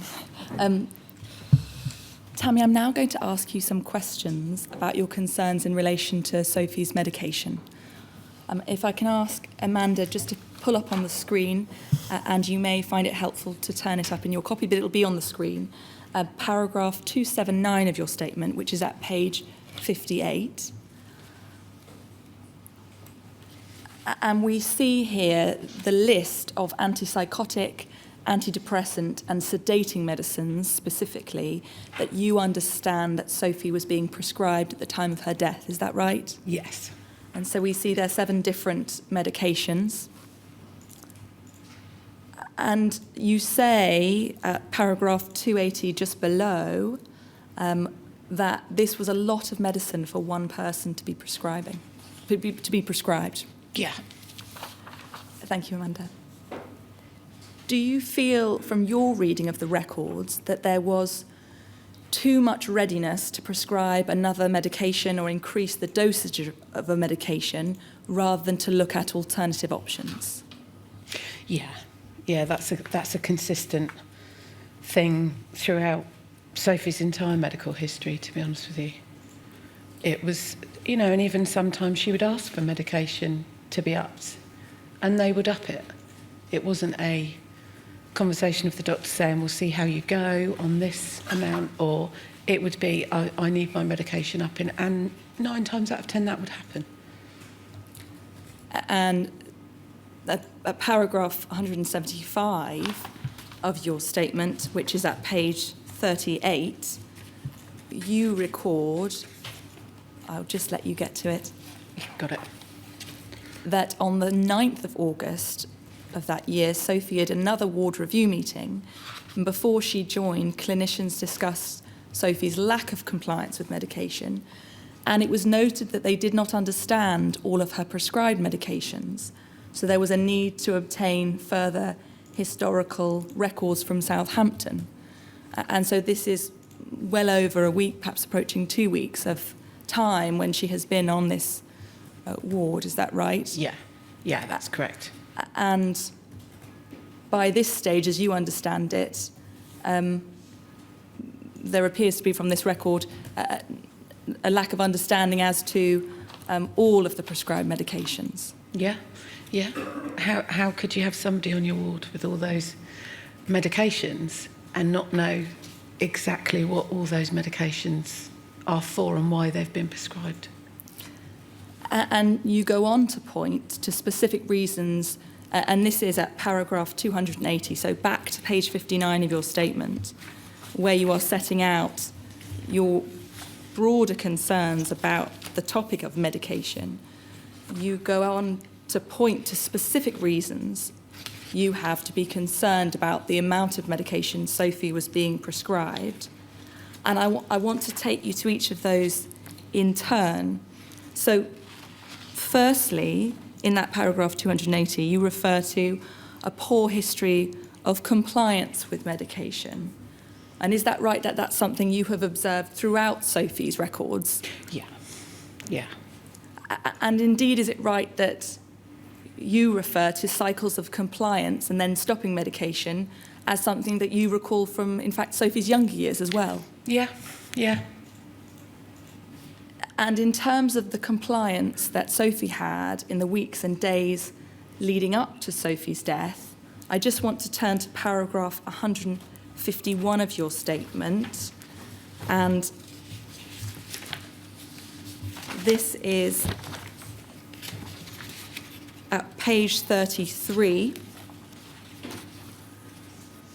And you say there that on the 23rd of July, it is recorded that Sophie complied with some of her medication, but not all of it. And then at the next paragraph, at 152 over the page, Sophie declined at least some of her medication on the 24th of July, but was noted to have complied with her night medication at least on the 25th of July. And if we move forwards to paragraph 174, which is on page 38, Sophie is noted to have refused her medication on the 7th of August, and then at paragraph 180, declined her depot injection and at least some of her prescribed medications on the 9th of August, and then at the following paragraph, refused some of her medication on the 10th of August. Mm-hmm. And so it's your understanding, is this right, that from the records, there is poor or mixed compliance continuing even until those last few days of Sophie's life. Yeah. Is that right? Yeah. And just moving to that further down the page, the final week of Sophie's life heading, and where you refer to an incident at paragraph 182, on the 12th of August, it was noted that Sophie was still refusing the depot injection. She was told that staff would administer it against her will, and a restraint team was put together. And that's an incident, am I right, that we've in fact referred to in the chronology, where Sophie, an altercation appears to have followed where Sophie grabbed the needle, dragged it on the floor, damaging it, and only eventually agreed to the depot injection without restraint. Is that right? Yeah.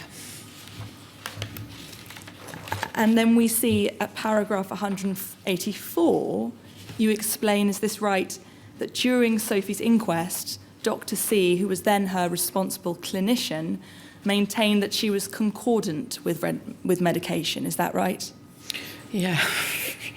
And so that evidence that you heard, what reflections do you have about that as against the records that you have seen?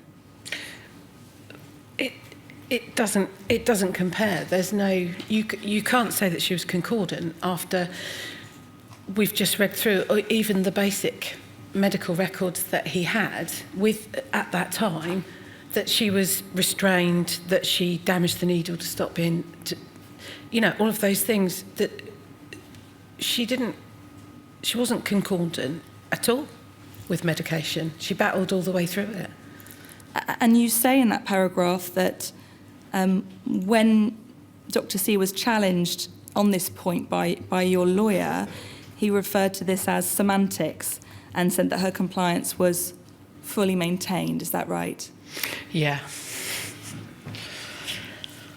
And you say here that this shocked you, and you feel that it was appallingly disingenuous. Is that right? Yeah. He was the doctor that was on that ward that knew that actually she didn't comply with taking medication, and yet then under oath said that she did and that she complied, and it was all good. It's a contradiction. But then everything about his statement in the inquest was a contradiction. So. And another aspect of Dr. C's evidence in relation to Sophie's refusal to take the depot injection on the 12th of August is his evidence that he did not consider that Sophie's behaviour in refusing the depot injection was due to her mental illness or psychosis, but instead was just a patient resisting treatment. Is that right? Yeah. And you quote there in your statement that phrase, patient resisting treatment. From your knowledge of what took place in the inquest and from the records, what is your sense as to whether this refusal or lack of compliance was divorced from Sophie's mental ill health or connected to it? It was all part and parcel. It was all intertwined, the whole thing. Not taking medication, the confusion and the wanting to get better, but resisting taking medication, because a lot of this medication that she took made her so drowsy and she didn't feel like herself. And you say that in fact this is at paragraph 183, so just there, that this completely ignored that Sophie's resistance to her medication was frequently and repeatedly expressed to be linked to her paranoid ideation about its content and her auditory hallucinations of threats from the government linked to her taking that medication. Yeah. He'd already made up his mind that, and he said it at the inquest, that she was a revolving door patient. That's what he called her. So he'd already made up his mind. He'd already reached a conclusion of the type of person she was, the type of patient she was. So I don't really think that from there was ever going to be a good relationship between the two of them.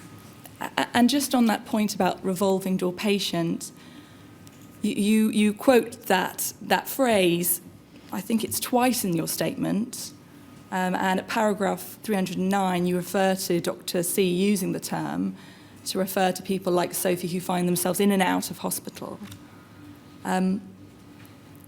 What do you think the significance of that term was in terms of how it may have impacted Sophie's treatment? I think he had already decided that she was just going to be one of those patients that was permanently in and out, in and out. And the fascinating thing is he claimed that he didn't have enough of her medical history to know lots about her, and yet had come to this conclusion already that she was a revolving door patient after a very short period of time. You know, even being assessed and all those sorts of things, a month in the life of somebody who's as ill as she was is a very short period of time. Yes. If we can turn back now to page 59 of your statement and paragraph 280, the second feature that you draw from the issues with medication that you are concerned about is the fact that Sophie had a history of overdosing as a means of self-harm. Is that right? Yeah, that's correct. And you say then down, in fact, over the page at paragraph 284, that meant that giving her large amounts of medication could present a serious risk to her life. Yeah. I think going back to the, going and getting her doctor by herself when she was released and leaving the hospital with that amount of medication. And if it helps you in relation to that specific incident, which I think you're referring to, which is the 15th of June discharge, yeah. At paragraph 75 of your statement, you address that. And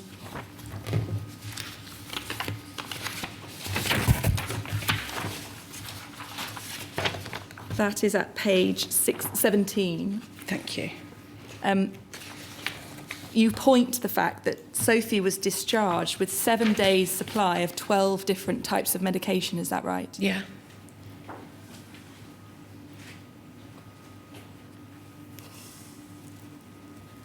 And is this a further reason why you considered that discharge was a dangerous one? I think so, because there's also talk of the fact that some of that medication people didn't know, the staff didn't know, or the doctor didn't know what she was on it for, and all that sort of thing. So that to me would have been something that would have been sorted, deal with that, make sure the medication is sorted so that we know what you're on. And 12 or 14 different types of medication, seriously, hardcore medication, really. Yes. With somebody who has a history, even a short history, of not wanting to take that medication. Yes. It just doesn't make any sense. It just doesn't make any sense. And as you say, that at that period of time, she wasn't yet registered with the GP. No. And she had a care coordinator at some distance and not local to the Basildon area. Yeah. Another issue that you raise in relation to medication is Sophie experiencing adverse side effects from medication. Yeah. And at paragraph 22 of your statement, much earlier, you refer, is it right, to, in 2016, Sophie developing neuroleptic malignant syndrome, NMS. Yeah. And that she had to be placed in an induced coma as a result of that. She did, yeah. And that you understand that this was caused by the antipsychotic medication she was taking. Yes. And then when she switched to another antipsychotic medication, it in fact happened again. Is that right? Yes. Is it right that you took from this at the time that a lot of strong antipsychotic medication was probably unsuited for Sophie? The doctor at the time, when she developed NMS, said that she should never go back onto any antipsychotics, purely from the point that it had, I think he worded it as weakened her immune system to it, and therefore going back onto those drugs could cause, and in fact a couple of times that happened where she would be dribbling and drooling and dragging her legs, and that was part of the early symptoms that came with NMS right at the start. Yes, and you say in your statement that this information about NMS was contained in the medical records created at the time that Sophie was under their care, so they were aware of this. Yeah. And you also say at that paragraph 22, which is at the bottom of page 5 and onto page 6, that you don't believe Sophie referred to feeling bugs crawling under her skin until after that experience of the strong antipsychotic medication. Yeah. You then at paragraph 283, you express worry about the cumulative impact these medications had on Sophie. And you've referred just now to dribbling and leg dragging. Is it right that from your understanding of the records, in May 22, when Sophie started taking clozapine, she reported that her new medication was kicking her ass and described dribbling and lightheadedness? Is that right? Yes. Yeah. You note that she was later prescribed further medication, hyoscine hydrobromide, in response to her complaints that she could not stop dribbling. Is that right? Yeah. As far as you can recall, was there anything in the medical records or discussed at the inquest to suggest that once these side effects were noted, consideration had been given to reducing the dose of clozapine or trialling an alternative medication? No. I don't think NMS was even thought of. I don't think they even compared those symptoms to anything that Sophie had before, to be honest. And we've heard that there was this other medication added to effectively deal with one of the side effects. Yeah. But is it right that from your recollection of the records you've seen, there wasn't an alternative approach taken of considering reducing the clozapine, for example? No.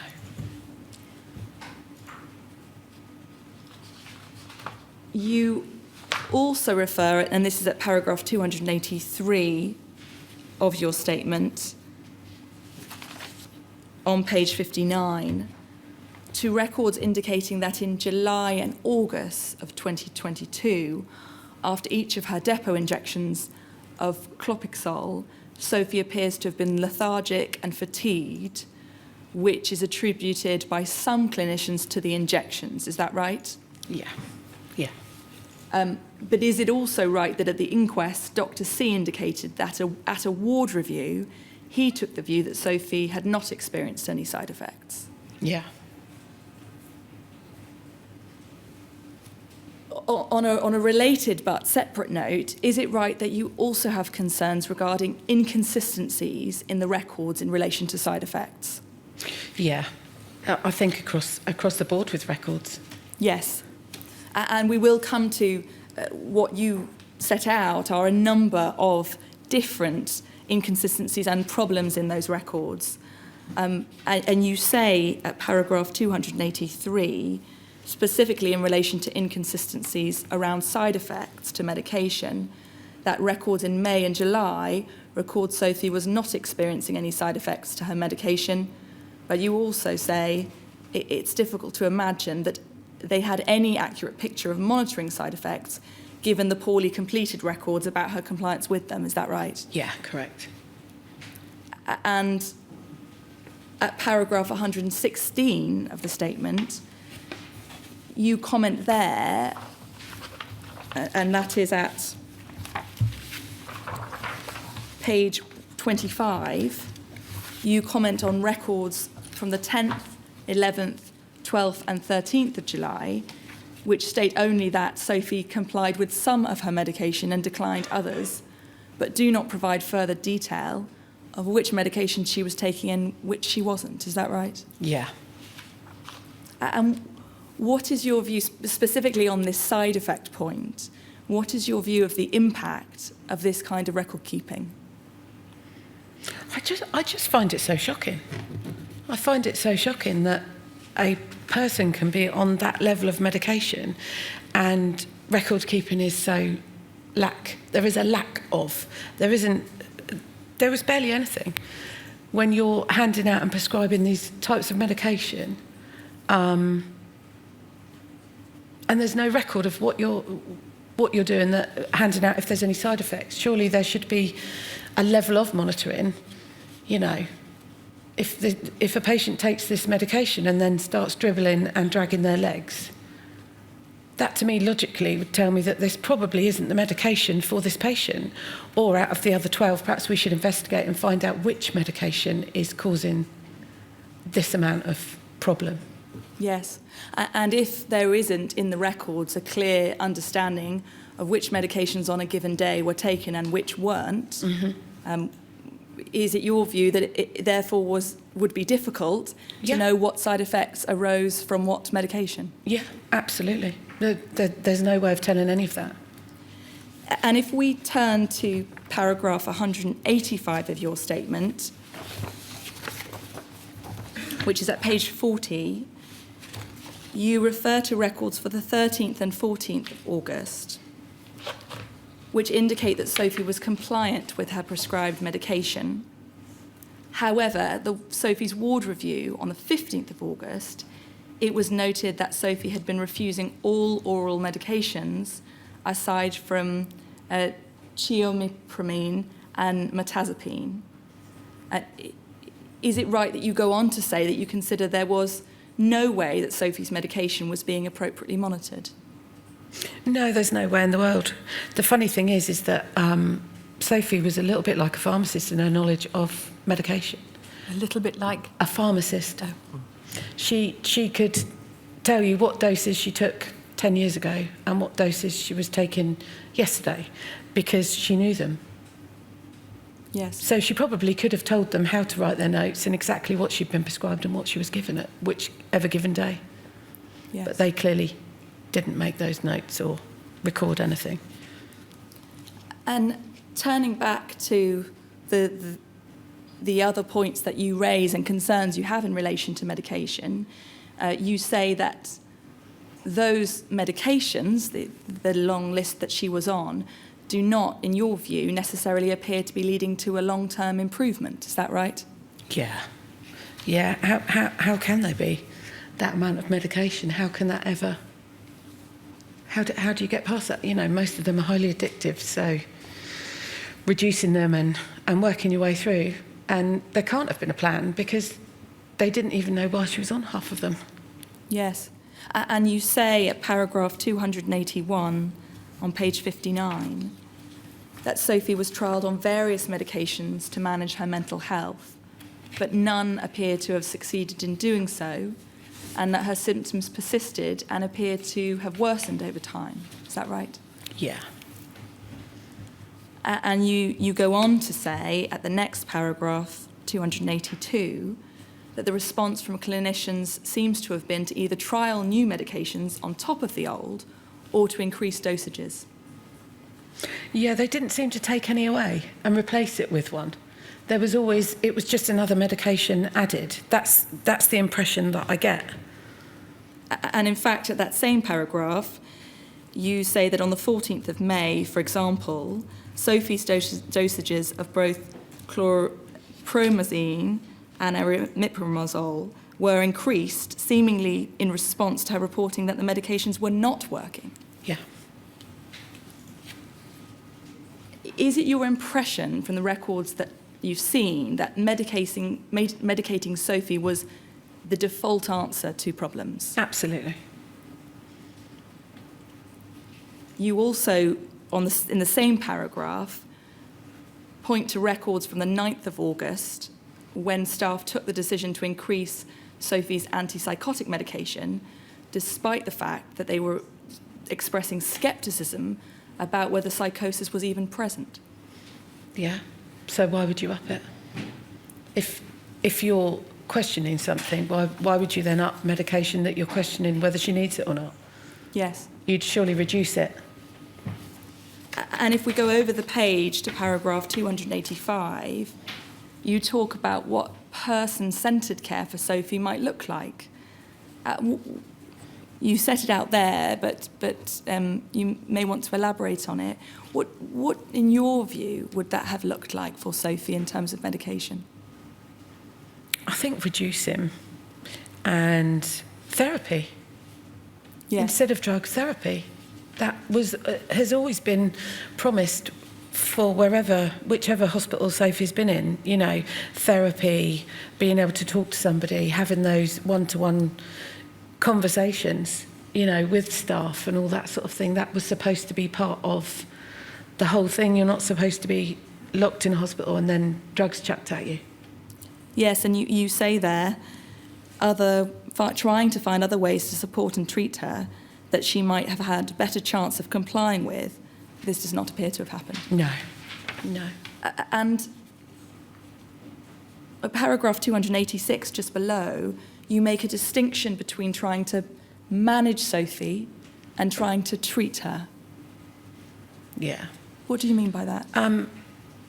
I think the drugs that she was on were used to manage her, which made her a lot less difficult, I suppose, a lot less difficult. And if you've got somebody who's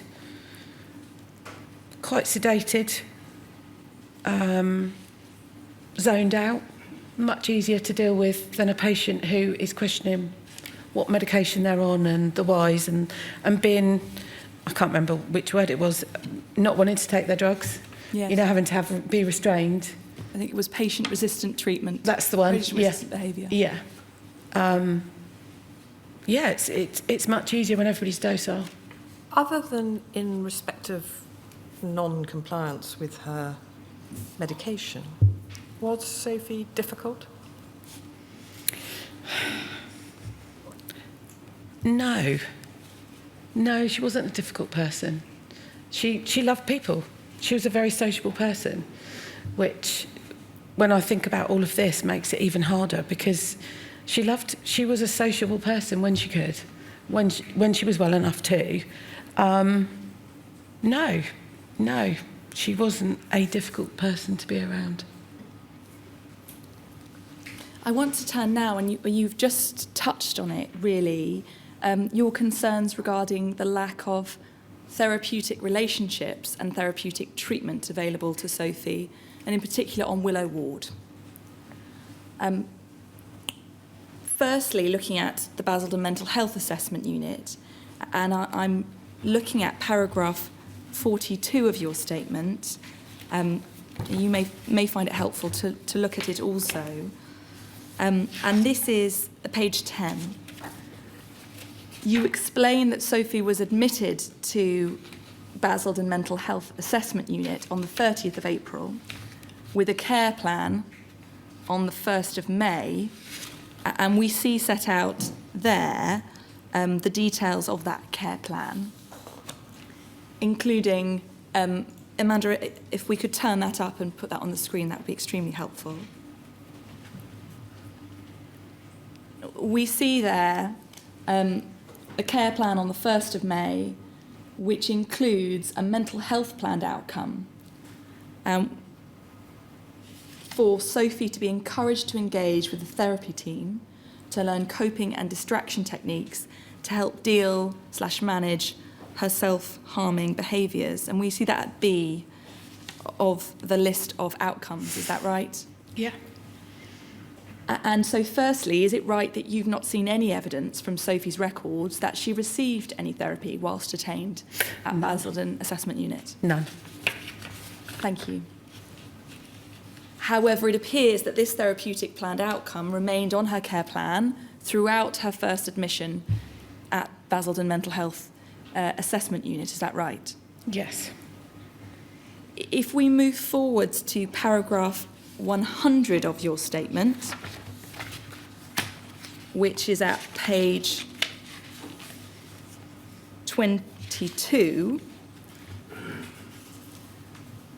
you explain that the 27th of June care plan, so we've moved forward in time considerably from the 1st of May, is broadly similar to earlier care plans you've seen, but that aim of Sophie engaging with the therapy team and learning coping and distraction techniques to help deal or manage her self-harming behaviours was removed. Is that right? Yeah.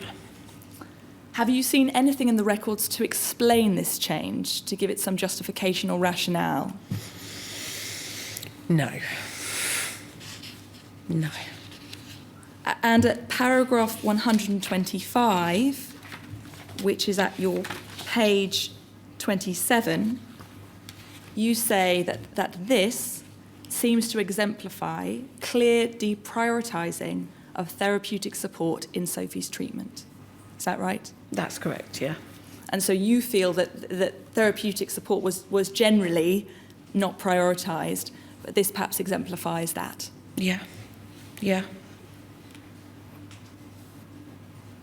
You explain later in your statement that it's your understanding that the treatments for emotionally unstable personality disorder and schizophrenia are meant to be psychotherapy.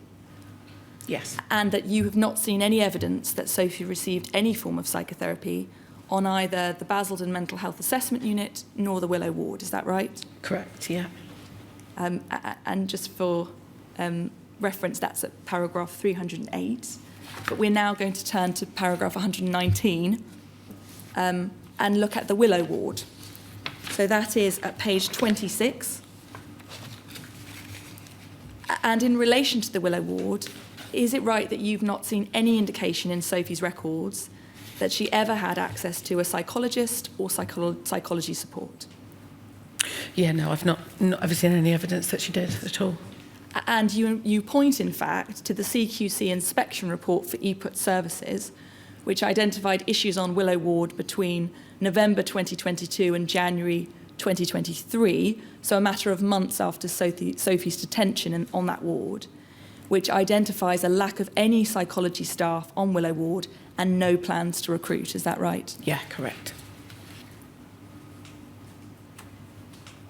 Now, we've touched upon this a little already, but in terms of how therapeutic the environments were, thinking firstly about Basildon Assessment Unit, you outline in your statement the frustration that Sophie expressed at still being on the assessment unit rather than a treatment ward. Is that right? Yes, yeah. And in fact, in the records, that raises its head a couple of times, that she expresses feeling that she could get better on the better on a treatment ward than on the assessment unit. Yeah. And you've already said that that was something that you have not seen any engagement with in terms of her being considered for a treatment ward. Yeah, I've not seen any reference to treatment or any form of kind of conversations or any other therapy on there at all. And in terms of your reading of the records, what was your sense of the Basildon Assessment Unit and how therapeutic it was an environment, a place where she could get better?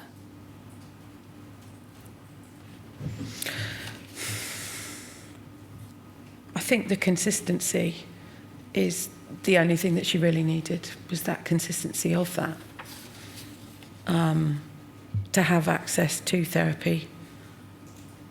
Just that in itself, you know, Yes. The staff interactions and all those sorts of things are what builds that consistency, relationships, and knowing that staff member, you can have a conversation with them and let them know if something's not right, or you just want to have a chat about the weather. Yes. And we will come back to the importance of those conversations and the impact of not having them a little bit further on. Can I ask about Willow Ward and how therapeutic or untherapeutic that was as an environment? And I want to do that in reference to paragraph 125 of your statement, where you outline a picture of Willow Ward as it emerged to you from the evidence you heard during the inquest, in terms of how calm it was, how much support there was, how settled or unsettled. What was that picture as you have learnt it to be? I don't think you could describe Willow Ward as any of those things. Yes. I think it was a holding pen for seriously ill people that were on the maximum amount of drugs, minimum amount of interaction. Yes. There was nothing therapeutic about that ward. People were seriously ill. There was nothing, the alarms, the sounds, all of that chaos doesn't tell me or say to me that it's therapeutic, that it's calm, that it's somewhere that somebody can recover from Yes. a really bad mental health crisis. Did you visit the ward? No. No.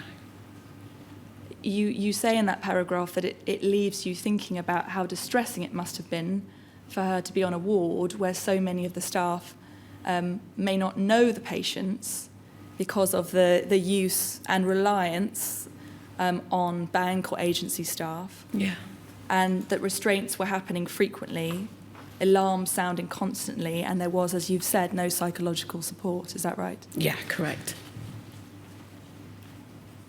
And if we then turn to paragraph 202, which is at page 43 of your statement, this relates to the 19th of August, the day that Sophie died. And you note here that when she was granted unescorted leave on that date, at the inquest, Dr. C said that on reflection, perhaps one of the reasons he granted Sophie unescorted leave was that the ward was really, really unsettled. Is that right? That's correct. And so the extent of how unsettled it was, even against the norm on Willow Ward, appears to have been particularly heightened that day, as you understand it. Is that right? Yeah, yeah. And you say there that he noted that patients were even having altercations in the garden at the time, Yeah. and that there were not staff available to take Sophie on escorted ground leave because Willow Ward was very unstable. Is that right? I think it was the same day that Sophie had an altercation, wasn't Yes. it? It was the day she died was the same day that she had that. Sophie wasn't an aggressive person. She didn't have fights. And for her to have had a fight, and when I saw that footage, there was part of me that there she is. She's actually still in there, because to actually see a reaction was a good thing. Regardless, I don't condone violence, but to see her reacting to something instead of absolutely nothing. Yes. But yeah, for her to behave like that, it must have been absolutely horrendous.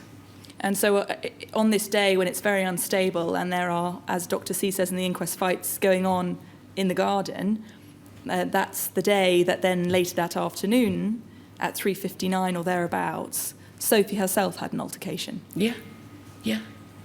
But to give her leave, surely you would sort the ward out rather than letting a patient go out when you don't think it's probably the best idea.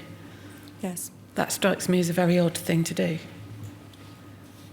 And then at paragraph 206, so just over the page, you outline the evidence you heard at the inquest from healthcare assistant A, with numerous restraints taking place. And is it right that she accepted that the high incidence of restraint and incidents on the ward reduced the amount of time staff had to engage therapeutically with patients like Sophie? Yeah, yeah. And is it also right that at some point that afternoon, Sophie approached HCAA for a chat, but an alarm sounded on the ward and HCAA had to attend to restrain another patient in their bedroom? Yeah. And so that opportunity for the engagement you talked about earlier, after an altercation, was missed. She'd clearly built up some sort of rapport with her, a little bit of a relationship, I would assume, because for her to say that she wanted to chat Yes. tells me that she liked her. And to not be able to have that makes me sad. And is it your understanding, from what you've seen of the records and the evidence you heard at the inquest, that this was the last time that Sophie reached out to a staff member before her death? Yes. Yeah. You talk in your statement about what you describe as Sophie not having a therapeutic relationship with many of the staff on Willow Ward. And you particularly refer to Dr. C, who was Sophie's responsible clinician, and you describe at paragraph 290 from the records you've seen that Sophie appears to have been in a state of heightened anxiety characterised by finger clicking and distress, both during and after every interaction she had with him. Yeah, there's a pattern in the records that there were. There's a pattern. It's either a Friday or it's the day after. If she saw him on a Friday, it would be the day before. Her behaviour would, her distress and anxiety would get worse. On the day, most definitely, it would be heightened. And then sometimes it was the day after. And you say that he appears to have been sceptical of her honesty when she reported her symptoms. Yeah. And I want to ask, if I may, a couple of questions about that scepticism, which came up in the context of medicating further, but also being sceptical. Yeah. You explain at paragraph 129 of your statement that very shortly after Sophie's admission, staff appear from the records to disbelieve or express scepticism about the severity of her condition. Is that right? Yeah, that's correct. And then at paragraph 133 of the statement, which is on page 29, by way of example, you quote from the following record: "Her presentation did not show true signs of psychosis. It was discussed after the meeting that there could be an element of behaviour and manipulation involved." What do you consider the consequences of this scepticism about Sophie's symptoms may have been? They paid less attention, much less attention to what they should have been watching and what they should have seen. And I think in that situation, it's a very dangerous thing to assume. You know, there should be no assumption. There's a reason why Sophie was on that ward. It's not a, you know, pop in and have a splinter taken out of your finger ward. It's a high acuity ward.